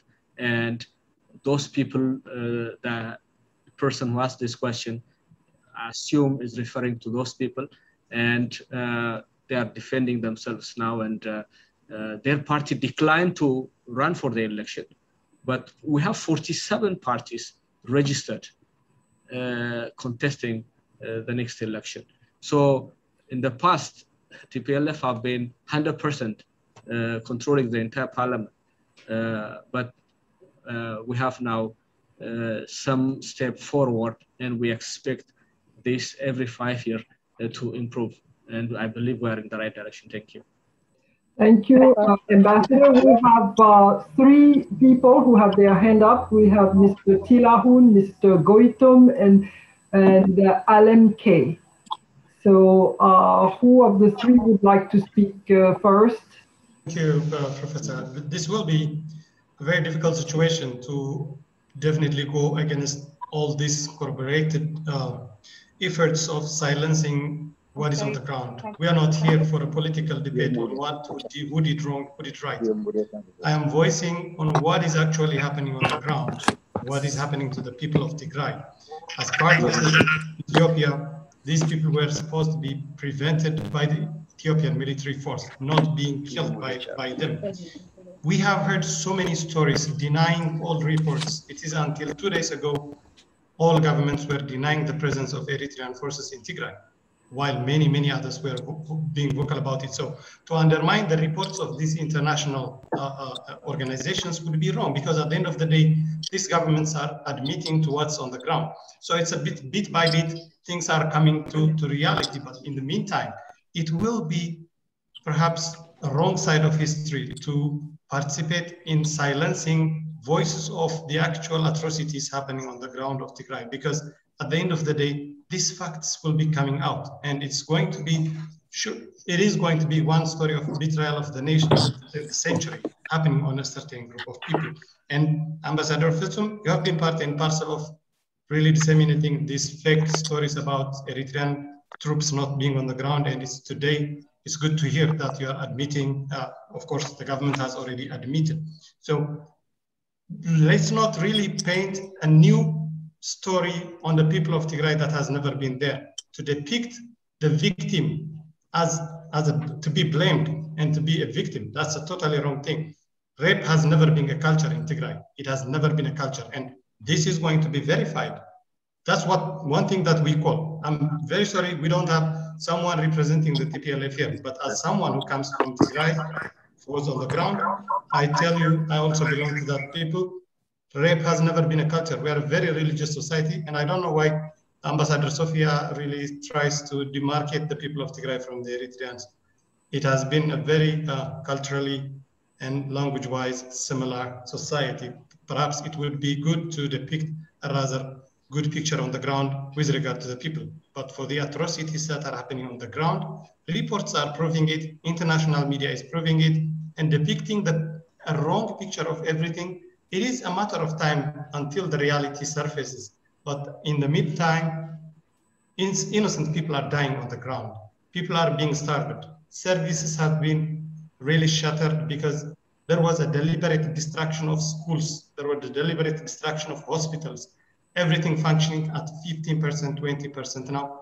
Well, you can blame it on the cause, but the war ended three weeks into the war in November, and much of the atrocities and all the massacres on the reports of the international organizations, they took place in December, in January, and February. So please don't paint a wrong picture of what's on the ground in Tigray, and open it for peace. Open it for dialogue. That's what everyone is asking. At least stop this blank check for killing on the ground. Soldiers are killing our people. Mr. Goitom, I'm trying to keep everything very succinct, brief. So I have to there are two people who have their hands up. So we will let them ask their questions, and then one of the ambassadors will close the meeting.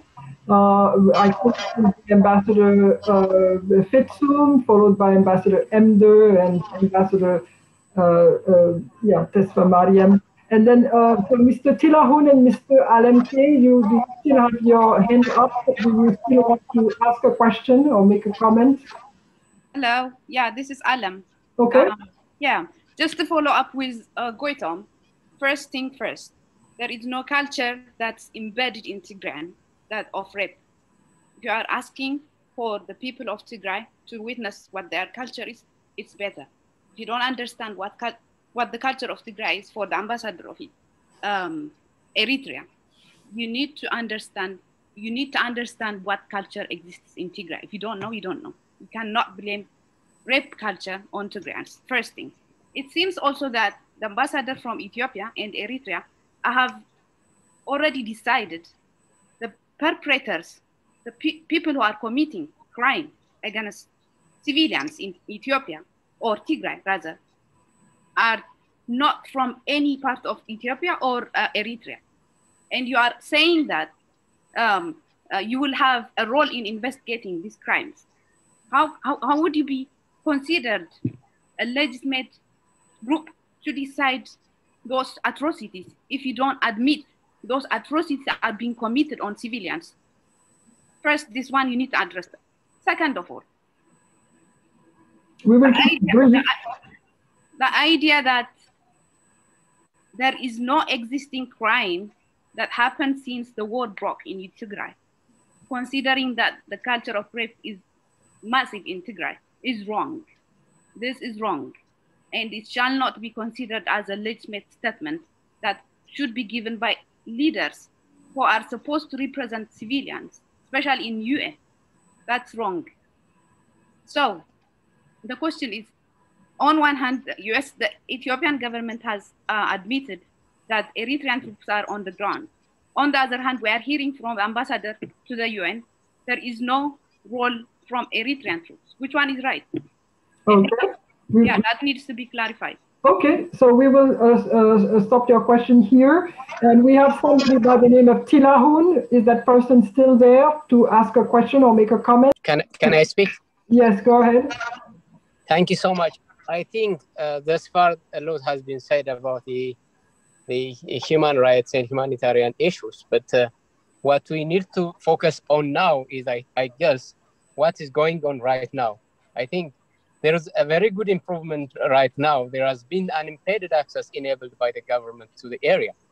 So there are a lot of over 140 humanitarian partners and organizations working with the national authorities. But still, there are reports coming up that almost the lion's share of the humanitarian supply is being delivered by the government rather than the international partners. So we should also raise a question that are these international and other humanitarian organizations and partners living up to the expectation and up to their words? We should also raise these questions. And there are clear evidences and confirmations that 70% of the total humanitarian supply has been delivered there. There is no denying that there is humanitarian problem there on the ground. That is what is important, I think, for the people.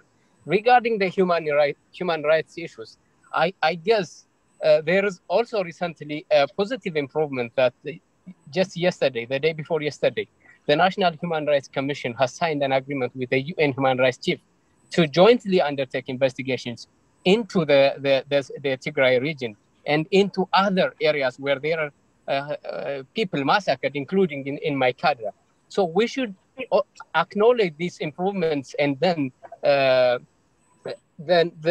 support and encourage those who are engaged on the actual problems to further boost their efforts. I guess this is what is lacking from this discussion. We have been rather focusing on putting blame on one another. There is no need to put a blame on the government now, because the day before yesterday, the Prime Minister was in the parliament. He has made it clear that there is no person who is going to be left free if he or she has committed any kind of crime, human rights violation in the region, including the soldiers who are on whom there are some accusations coming up. So this kind of exceptional commitment, I think this is not the tradition that we are. If you have a question, can you make it precise to a specific question, because we are out of time and we need to make our last remarks. Thank you. Yeah, I just want to the discussion to focus not on just in this kind of antagonistic way. I want it to focus on the actual problem that's going on, how we should address what is the way forward. So what way forward are you guys anticipating from the current situation? That's my question. So instead of talking about the past, it's obvious that the TPLF has brought us to this appalling situation that Ethiopia does not deserve. I think let's... Mr. Fere, I am, as a moderator, I will sign the order. So after this gentleman has finished, Mr. Fere is going to give concluding remarks. Then we will move to Ambassador Fitsum for concluding remarks. Each concluding remark will be very brief, and then Ambassador Tesfa Mariam will give concluding remark, and the final word will be from Ambassador Tai Selassie Amde. Okay, so we will proceed. Mr. Fere, please go ahead. You have the floor. Do you want the question answered, or you can answer the question and give some concluding remarks. Yes. I don't think that question was for me because I don't represent a government. If anybody else had a question for that, you can go ahead and we can close after. I mean, regards to the human rights violations, it's not acceptable in any way. Whoever committed it, and the government made it clear, independent investigation will be conducted. Already Human Rights Commission, Ethiopian Human Rights Commission is an independent institution which have already indicated on its preliminary report that there were human rights violations, including rape, which is unacceptable. So whoever committed that will be brought to justice. With this, we are with you.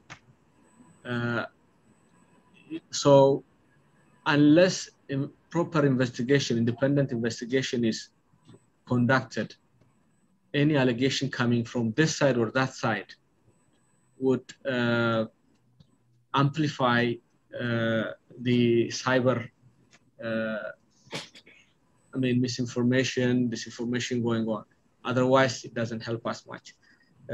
So the government is now committing seriously on the humanitarian support, and will continue. The international media have been raising these concerns, some of them blaming on the government, omitting who started this all, problems. They omit deliberately in some cases. And now recently they have started accommodating that. But what we should do is, unless we have an independent investigation, whoever makes a statement is open to speculation. Regarding the presence of Eritrean soldiers, in all remarks I had in the past, engaging with the US government and representatives, I was telling all the truth I know. And I was also adjusting as information are, more information are known. So regarding one point earlier mentioned by Daniel about Prime Minister Abiy making a deal in Cairo regarding GERD, that's wrong. I was closely following that situation. I was even part of the delegation. So those are just kind of allegation. Prime Minister Abiy is so committed and transforming the entire, construction of the GERD, which was crippled by many, many challenges. So that's totally a different story. But I have to make clear that he has a very clear track record on this. Maybe I leave the floor to you. Okay. Well, thank you, Ambassador. So, Miss Douglas, Marian Douglas, I think you wanted to say something right before the concluding statements. We will have concluding statements from Ms. Tafere, from Ambassador Fitsum, from Ambassador Sophia Tesfamariam, and from Ambassador Amdi. So, Ms. Douglas, you had your hand up. Thank you, Marilyn. I just wanted to add, as I've said, because I'm not from the Horn of Africa, I'm an African descendant from the Americas. This is not just about the political or geopolitical concerns of what is called the United States of America. That's not my perspective. I'm concerned about the future of Africa, faced with China staring down, breathing down Africa's neck. And also my experience, my husband was the Organization for Security and Cooperation in Europe's representative in Macedonia. 1999 to 2001, we were there when Macedonia came to the brink of civil war. And it was no joke. It was absolutely no joke. As I said, I've been in Bosnia, I've worked in Srebrenica, in Kosovo, and war is not like it used to be. You know, we've been working on this 1325 thing for 3 decades now. War is not like it used to be. Civilians are the target of war now. And rape is being used as a weapon of war. Violence changes and civil war changes societies. It dehumanizes people. This is what people said in the Balkans, their neighbors. They thought they knew, that they did know. But things change, reality gets destroyed. And we cannot afford to let this go on a long period of time. We do not want this to end up like Somalia 30 years down the road, or Congo. The women had to strip naked in Liberia to get the men to take what they had to say seriously. So civil society, I appreciate the government perspectives, but civil society, and we also need mediation, but I do not believe that either Europe or the United States gives a crap, really. This is what's so sad. So the issue is bigger than either, than Tigray or Ethiopia and Eritrea, how you're very serious about the regional problem, but the rest of the world is looking at like vultures to come in. So we need to find a way to have a truce and have these issues dealt with over the long term. And then the issue of the dam, how the issue of the Nile that whole issue, because Egypt does not have the ultimate right to the water of the Nile. So how this even became part of this, there's so many layers to this. And my empathy goes to all of you, but we got to do, we have to do something first to stop the violence and let people get food and medical care. And so babies don't have to be born right this minute, tonight, tomorrow, into this nightmare. Thank you all. So the floor is now for the conclusion. We are going to conclude this session, and Ambassador Fitsum will be followed by Ambassador first of all, Danait will speak, then Ambassador Fitsum, then Ambassador Tesfa Mariam, and then Ambassador Abde will give also concluding remarks. Please go ahead. And let the concluding remark be very brief. Thank you. Thank you so much, everyone. Thank you so much for what you just said, Ms. Douglas. I was born in Sudan and I was malnourished. I had to go see an Eastern Chinese medicine doctor, and he, by looking at my tongue, told me, he's like, was your mom malnourished when you were a baby? And it didn't even dawn on me until he said that. I was like, oh yeah, I was. I'm also a Pan-Africanist. I have a degree in conflict analysis and resolution from George Mason University in Virginia.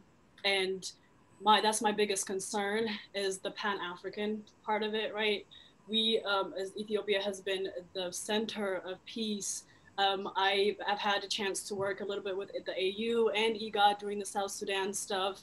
And I am afraid that this is going to be another neo-colonial type of systemic colonization. That's what I call it. Because in the US, we talk about systemic racism. This is systemic colonization. I don't think all of us here, even the representatives of these countries, ambassadors, I don't know if you really understand the outside perspective in a way that is trying to split us up. And when do we get to take our egos and our need for power and to actually resolve the problems that are on the ground? Because honestly, it doesn't matter what the name of the whatever is, if we can work together. And I would like to, I guess, give a big ask to Ethiopian ambassadors. Like I said, I would like to be involved as a youth from Tigray. I don't know how your investigation groups are working. I don't know if you're including people from Tigray. When I was in Ethiopia, I actually had moved there in 2018. I was trying to get connected with the Ministry of Peace, because I heard that was created. And one of my biggest things that I wanted to do was to see about that. And so I think it's important for you all to actively engage the Tigray youth, because the war is happening at different levels and humans are being hurt, and we're not getting any type of engagement from the government to the people of Tigray. And so I know there is governments put in power in Mekelle right now and in Tigray, but I think there needs to be more work from the government to engage the people of Tigray and how to move this forward. And thank you so much, Women Ambassadors Foundation. Thank you, Howard. Always a pleasure to be with Howard. And so that's all. Thank you very much, Mr. Ferre. And now the floor is to Ambassador Fitsum for concluding remarks, for brief concluding remarks. Thank you so much for this opportunity. It has been a very useful dialogue. I appreciate Danawit and Goitom and others for their questions and their own, reflecting their views and concerns. We understand their, vantage point, and also we are ready to, I am ready personally to engage more, listen, and also be a liaison to make sure their concerns are properly addressed. I've been closely working with the leadership. When you mentioned about the economic growth, I was ahead of the investment in my country for 6 years, and I personally experienced it. I was the one working closely with the leadership from Tigray region and from the federal government, introducing the industrial parks in Ethiopia. The first industrial park was installed some 6 years ago. Now we have more than 20. And I really want to see that happening again. And we'll continue to work so closely. So on the question that you raised, that you want to engage, we welcome you. And also we'll be happy to engage as many people as possible from the region. I've been involving here, asking Ethiopians to support the Tigray, relief work, and we have mobilized from many communities, including Tigrayans.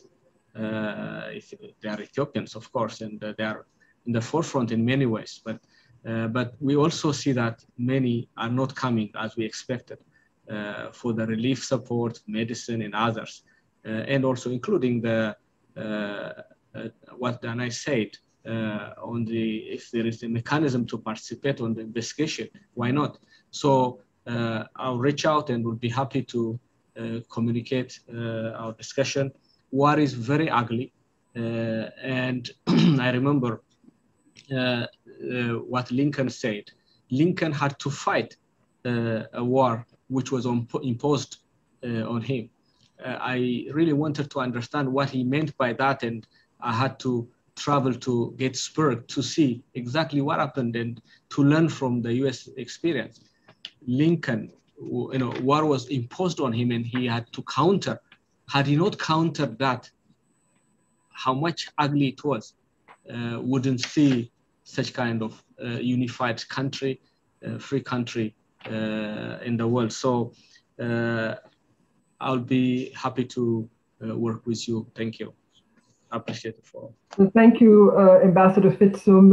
Ambassador Sofia Tesfamarian, you have the floor for concluding remarks. Thank you. First of all, thank you for a wonderful afternoon. This is exactly the kind of conversations we need with all the communities in the region. Danai had said, I wish the ambassadors knew what we are going through. I'm a diaspora transplant. I'm the first Eritrean women ambassador to be plucked out of the diaspora community and brought to the United Nations. So I know very well about working with grassroots groups, and I've worked with the Eritrean community and the Ethiopian community over the last 10, 15 years. So I'm not a stranger to Ethiopians. I'm not a stranger to Ethiopia either, because my father worked for Ethiopian Airlines for 21 years, in the old days during the emperor's time. So I'm very familiar with Ethiopia and Ethiopian politics as such. My concern is for my kids and all the diaspora regional kids, Somalis, Sudanese, South Sudanese, Ethiopians, Djibutis, because they're equally our neighbors. And we share a region, shared histories, and shared futures and destinies. And it behooves us to all work together for peace in the region. And if there's anything that we can do in our capacity here to make sure that these voices of the diaspora are being heard, we work hard at the UN to say welcome to the diaspora and the African descent. Just yesterday we were celebrating, commemorating the slavery and the Slavery Remembrance Day. So there are many occasions for the diasporas to come together and share experiences, and it will be over. This war, this conflict will end. In the end, the people will be left there. And you don't want to be left with bitter hearts. You don't want to be left with anger. You don't want to be left with resentment. You don't want to, because you will be living with these people for generations to come. So Eritreans, one of the gentlemen said we're the same as Tigrayans. Yes, we share languages. Well, like I said, border communities share a lot of things. There's Kunama on the Eritrean side, there's Kunama on the Ethiopian side. There's Saho on the Eritrean side, there's Saho on the Ethiopian side. There's Afar in Eritrea, there's Afar in the Ethiopian side. And it goes the same for any other African nations. There's, Tanzania and Kenyans have cousins across the border. So we are interrelated, and yes, we have a future together. So I think we need to tone down the rhetoric, tone down the cyber incriminations, and really work for a solution if that's what we're really looking for. So that would be my last word for everybody. And I want to thank Dr. Sofoku for including me in your panel today, and thank Howard University for bringing us together, and hope we can have these kind of engagements in other forums also, and have this kind of conversation where it's nice to air out. You know, sometimes there's a lot of things that are held inside, and sometimes it helps to just air it out and put it out there, and you can decipher fact from fiction. So thank you very much. Thank you, Madam Ambassador. And we were very happy to have a woman ambassador, because the title of the conference is the Women Ambassadors Conference. So thank you very much, Madam Ambassador. The last presenter is the last concluding remarks, I should say, are from Ambassador Selassie Amde. Please. Thank you very much. Can you hear me now? Yes, we can hear you. Very good. Thank you very much. First of all, my sincere appreciation for organizing this event. And that this shouldn't be the, probably, I know it's organized in a different format, but, you know, rightly so, recognizing the contribution and the value of women ambassadors in the United States and the United Nations and elsewhere. I believe probably with Howard University, we can have also another format of, you know, platform, so that we can discuss on some of the challenges that we are facing right now, and on how to tackle them and overcome from our collective predicament. So unfortunately, 2020 and 2021 is not really a year that helped many of us in Africa, and particularly in our region. All quote-unquote bad things came in a package. You take my country, we have COVID-19, a locust infestation, and droughts, climate-induced droughts, and also the conflict in Tigray, and many others, of course. How do we get into this predicament? That's the most critical question.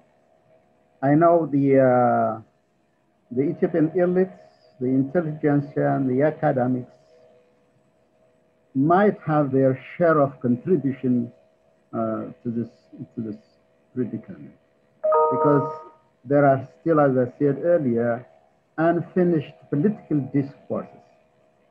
Fortunately, I was a part of the Constitutional Drafting Commission in 1994 and 95. We thought that a multinational arrangement could solve all our malice and all our challenges. You know, when you look at it, some of the basic principles that have been embedded in the Constitution, yes, indeed, we are 86 of us, different national groups. We're able to exercise our language, freely practice our traditions, and being schooled and taught in our language. That is indeed a fruit of a struggle of the Ethiopian student movement that started in the 1960s. But over the years, we ended up, instead of uniting ourselves, we ended up looking ourselves in terms of ethnic identity. That's where we lost.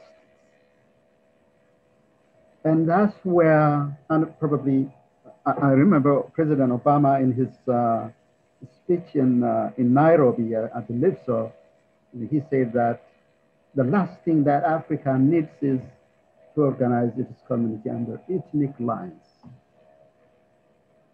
We had that vision with the aspiration that it will solve our problems. But there was a time that we reached a level that we have to transform it. That there was a stiff resistance from political parties that thrived through political ethnic cleavages. That's why I said earlier, the difference is between keeping the status quo and the reforms.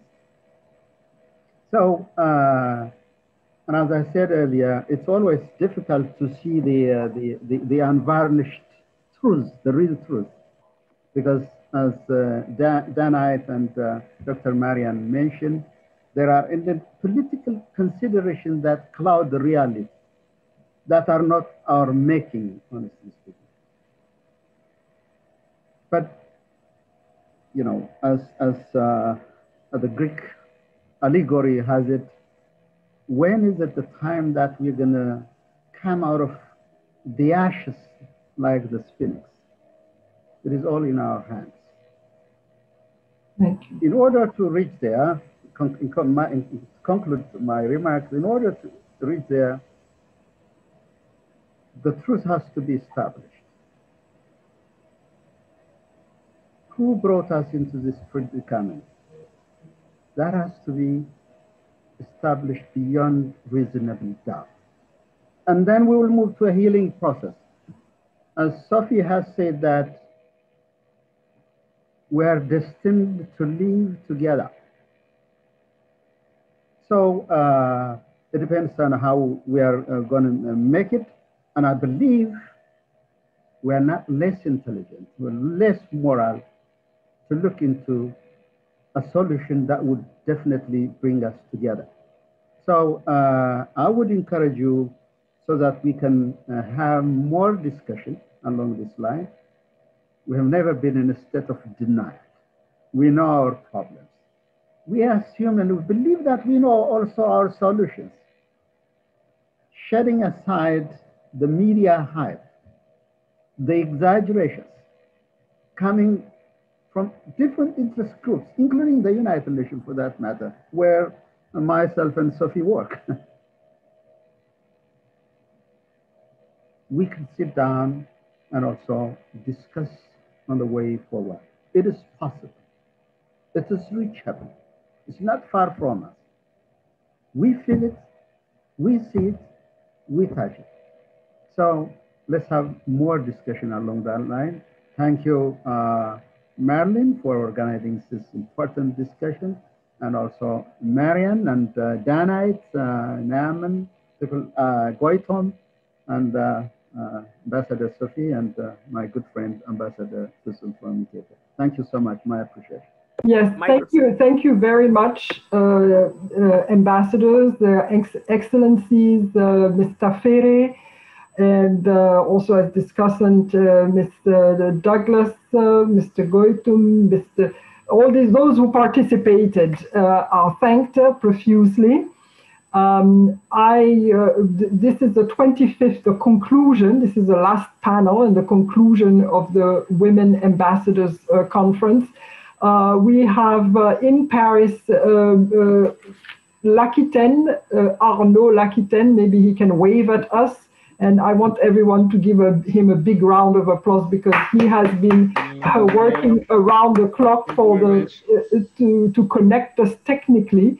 Arnaud Lakiten, are you around? So that you can just simply, you have been working behind the scenes, so we have not seen you. Okay? Il est là. Oh, il est là. Okay, he is there. So hello. Yes, and thank you very much for your technical support, which shows you that we can go beyond borders to make things happen. So thank you so much for all of you for your participation. We thank Howard University, the Women Ambassadors Foundation. Please go to our website, which is www.womenambassadors.net, and we will, in a few days, in a couple of days, put up some of the discussions that we have had throughout the conference. So thank you again, and see you next year at the next Women Ambassadors Conference. Thank you so much. God bless Africa. I would like to veto that. I would like to veto that. We want a peaceful Africa. We want a peaceful Ethiopia, a peaceful Eritrea, a peaceful region of Tigray. That's, as a Pan-Africanist, this is really what I want to see. I have never been to the region. I look forward to going over there. Many people have mistaken me for an Ethiopian or an Eritrean, somebody from, you know, any specific region in those two countries. And it will be my pleasure to visit the region. So I wish the region peace, peace, and peace. Thank you so much. Thank you very much. Thank you. Thank you, Marilyn. Thanks, everybody. Thank you very much. Thank you. We'll be disconnected maybe in the next few seconds. So thank you so much, everyone. Bye.